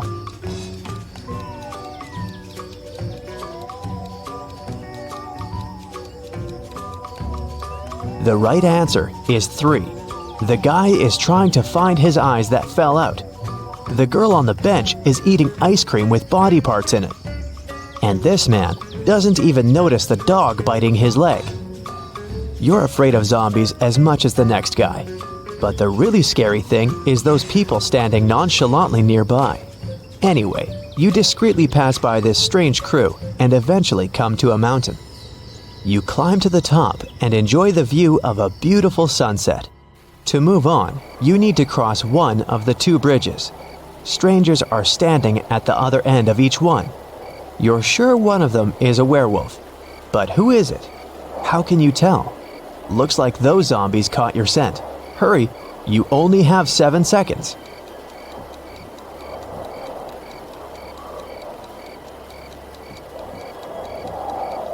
You've watched the sunset, which means it'll get dark soon. Tonight is a full moon, so you'll be able to see which of these people will turn into a werewolf. You've crossed the safe bridge. It's nighttime, but the bright full moon illuminates the path for you. You see a huge castle ahead. You're sure ghosts live there, but you don't care. It's better to face ghosts than stay outside with all these other creatures. You enter the castle and find yourself at a ball. 8 people with masks are dancing. You realize this is a test of your attentiveness. How many of these people are ghosts? 7 seconds until you're spotted.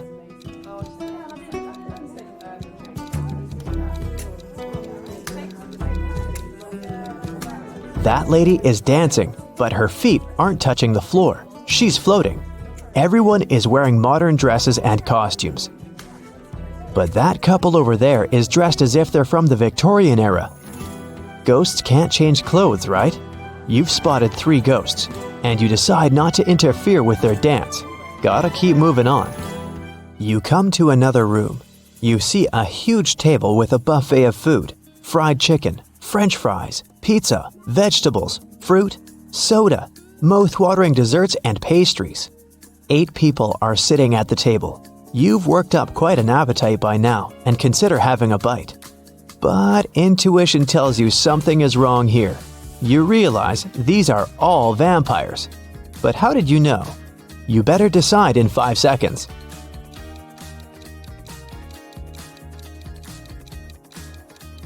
Why is all the food on the table untouched? Does anyone in this room really want to eat? Oh, they definitely want to dine, but not on ordinary food. They want your blood. Hurry, run! You book it out of there, but the vampires pursue you. To be saved, you need to choose one of 3 rooms along the way.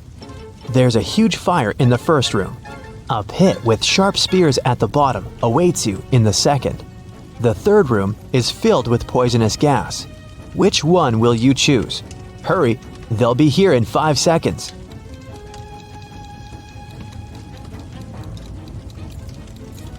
The correct answer is the room with the gas. If you breathe in the poisonous stuff, the vampires won't drink your toxic blood. But how will you save yourself? Oh, that's right. Earlier, you found an antidote. You drink it, fully recover, and leave the mansion. You go through the jungle and finally find the shore. Perfect, you've reached your goal. That's when your joy is cut short by the sight of 3 people flailing out in the water. Help! We can't swim! You're about to dive in the water to save them. but your intuition tells you something's fishy here. Two of them are sea monsters trying to lure you into a trap. But which ones? You only have 5 seconds to save the real person.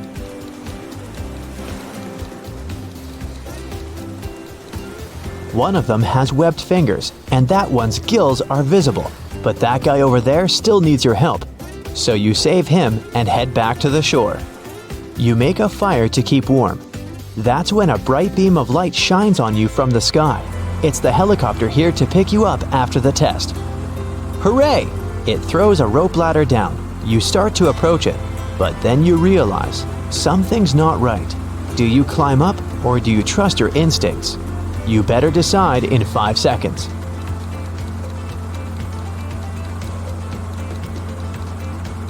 Helicopter? A lifeboat was supposed to arrive for you, remember? You don't board the helicopter, but unfortunately, your new friend did. The chopper quickly darts away into the stars. Yes, it was a UFO. That's when the lifeboat arrives. Congrats, you made it off the island. But is your score enough to pass the test? 0 to 3 points. You'd have a rough time lasting in the secret supernatural service. You need to train your attention to detail and decision-making skills. Don't worry, you'll get better with practice. 4 to 7 points. You're quite smart and resourceful, but you'll still have some fine-tuning to do in the service. Even if you're usually good at decision-making and not succumbing to panic, one slip-up could cost you. 8 to 10 points. You passed with flying colors. The Secret Supernatural Service will be honored to have such a survival expert among their ranks. Nice job, but don't get too overconfident. You still need to stay on high alert in this field.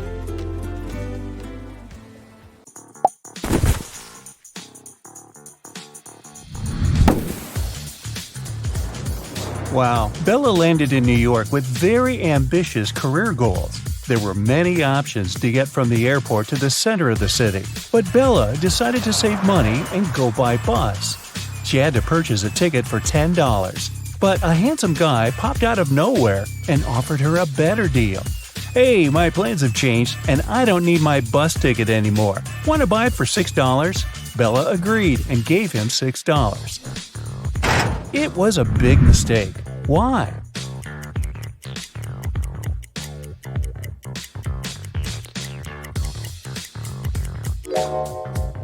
Take a look at the current date on the screen of the vending machine.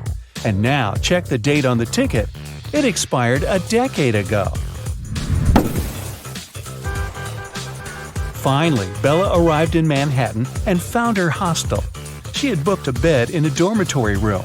Bella had to share it with 3 other women. She left her backpack on her bed and went to take a shower. When Bella returned, she found out that someone had stolen her laptop. She questioned her roommates. Sarah said, "I was drinking some coffee in the lobby. Ask the manager."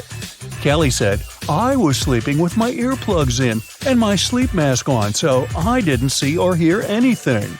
And Chelsea said that she had been taking pictures on the roof of the hostel. Who's lying?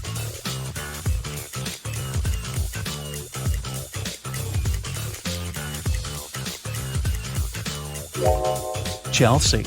Do you see the sign? The hostel rules strictly prohibit guests from going up to the roof. In the evening, at around 8 p.m., Bella got very hungry. She went out to get some food. She found a cozy restaurant. As soon as Bella entered, she witnessed a heated argument between a waiter and a customer. The customer claimed to have ordered tomato soup, and the waiter claimed that he'd only ordered hot chocolate. Bella realized which of them was lying right away. What about you?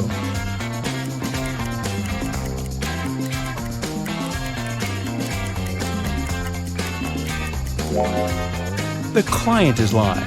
This advertisement on the wall says the restaurant only serves soups from 1 to 4 p.m. This means that the waiter simply wouldn't have accepted such an order. Bella ordered dinner. While waiting, she looked around and noticed one weird detail. Can you spot it too?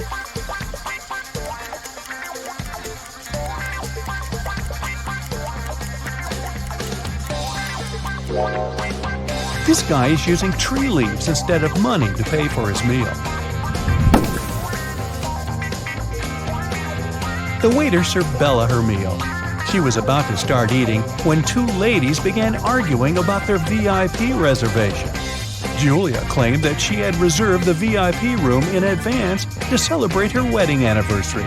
And Letitia said, "No way! It's my birthday party tonight. I called the manager yesterday and he promised me the VIP room."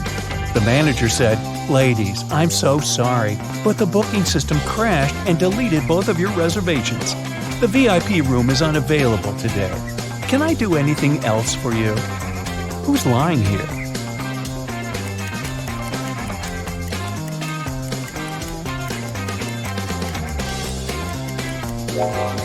The manager. Take a look at the screen. Julia's reservation is still there. He lied because Letitia had given him huge tips to get the VIP room without any reservation. See? Boy, this is a crazy restaurant. The food better be worth it.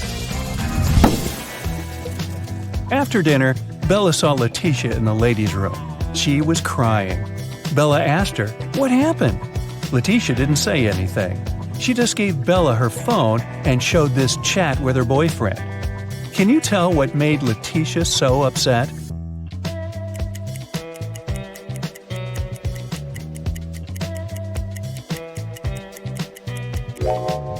Her boyfriend didn't come to her birthday party. Even worse, he lied that his mom was ill to visit a pool party. Take a look at the reflection in his sunglasses. It seems that he's having fun. Letitia was so grateful for Bella's support that she gave up her VIP opera tickets. Their performance was scheduled for the next day. Now, Bella needed to find an evening dress. She headed to a shopping mall with Kelly and Sarah, but as soon as they arrived, they noticed something very weird. Can you see it too?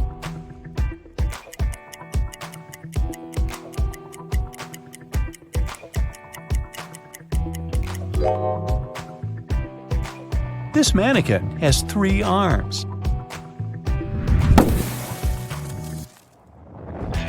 Can you spot what's wrong here?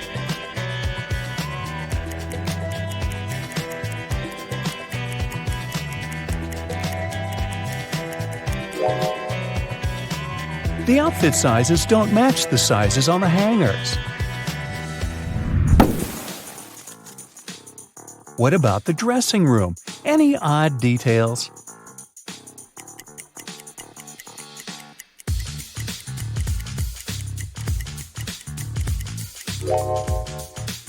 These hairy clawed paws can't belong to a human. Finally, Bella found a beautiful evening gown for the opera, but it cost $97. Bella couldn't afford it, so she borrowed $50 from Kelly and $50 from Sarah, which equaled $100. She bought the dress and got $3 of change. Bella gave $1 to Kelly and $1 to Sarah and kept the last dollar for herself. So now, Bella owes $49 to Kelly and $49 to Sarah, which equals $98. If we add the dollar that Bella took, we'll get $99. But then, $1 is missing. Where is it?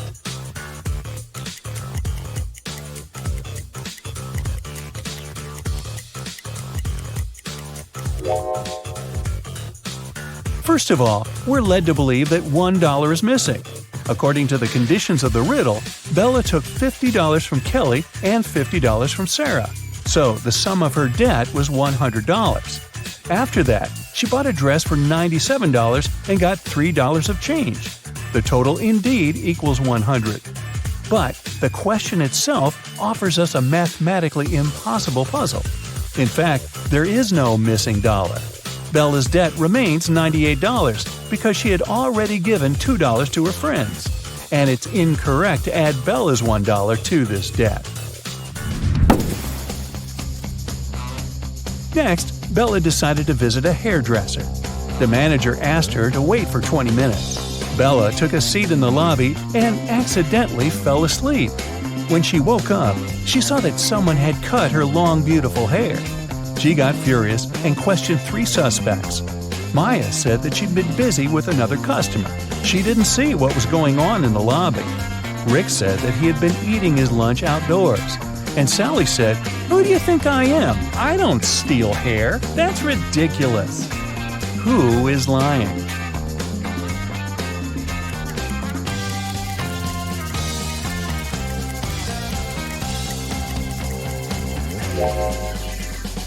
Both Maya and Sally have some cut hair on their clothes, but that doesn't prove their guilt. But Rick's lunchbox is full of food, which means that he was busy with something else during his lunch break. Very suspicious. Bella's evening dress was too long and classy. She couldn't go to the concert hall by subway.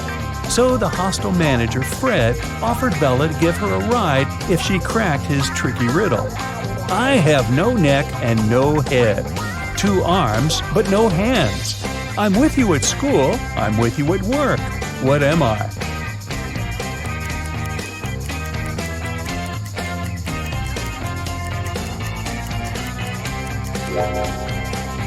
The correct answer is a shirt.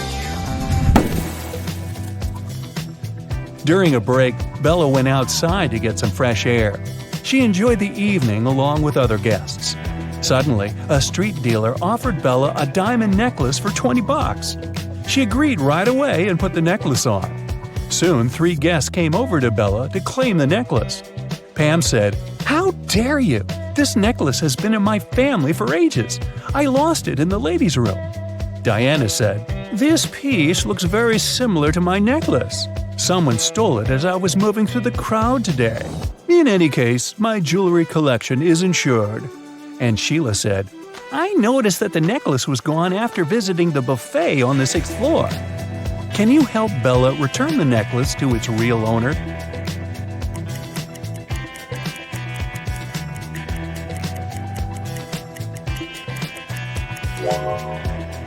The necklace belongs to Diana. The concert hall doesn't have 6 floors. Pam and the street dealer have similar tattoos on their arms, so they must be scammers working together. After the performance, Letitia invited Bella to the after party, where Bella met Tyler. He claimed he was a famous violinist and showed Bella some pictures proving his luxurious lifestyle. But Bella realized that he was just a wannabe very soon. How did she understand it?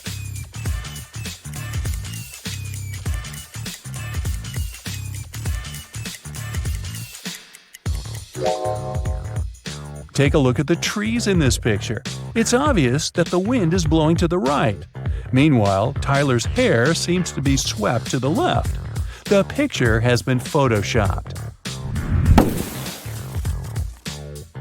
The next morning, Bella went to buy some groceries. She didn't have much cash, so she bought only 2 items, cheese and bread, and paid $1.10 in total. The cheese cost $1 more than the bread. So, how much did the bread cost?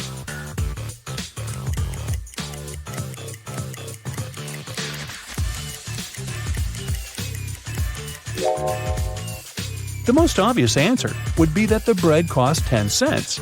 But if the bread cost 10 cents and the price of the cheese was $1 higher than that of the bread, the cheese would cost $1.10, and the total in this case would be $1.20. The correct answer is that the bread costs 5 cents and the cheese costs $1.05. This indeed makes a total of $1.10. Does that make sense? Sense? After breakfast, Bella went to a job interview. The HR manager asked her to solve this riddle. She wanted to see how quick-witted Bella was. I am the only place in the world where today comes before yesterday. What am I? Bella cracked this riddle easily. What about you?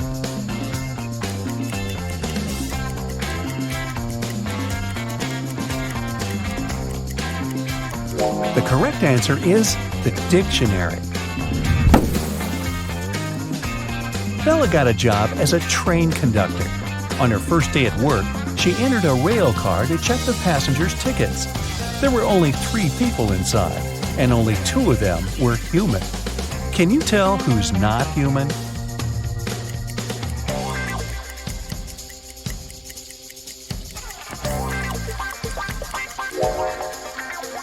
first guy is dressed up too warmly for the summer, but he could be going to a place where it's very cold. That lady over there is drinking some green liquid.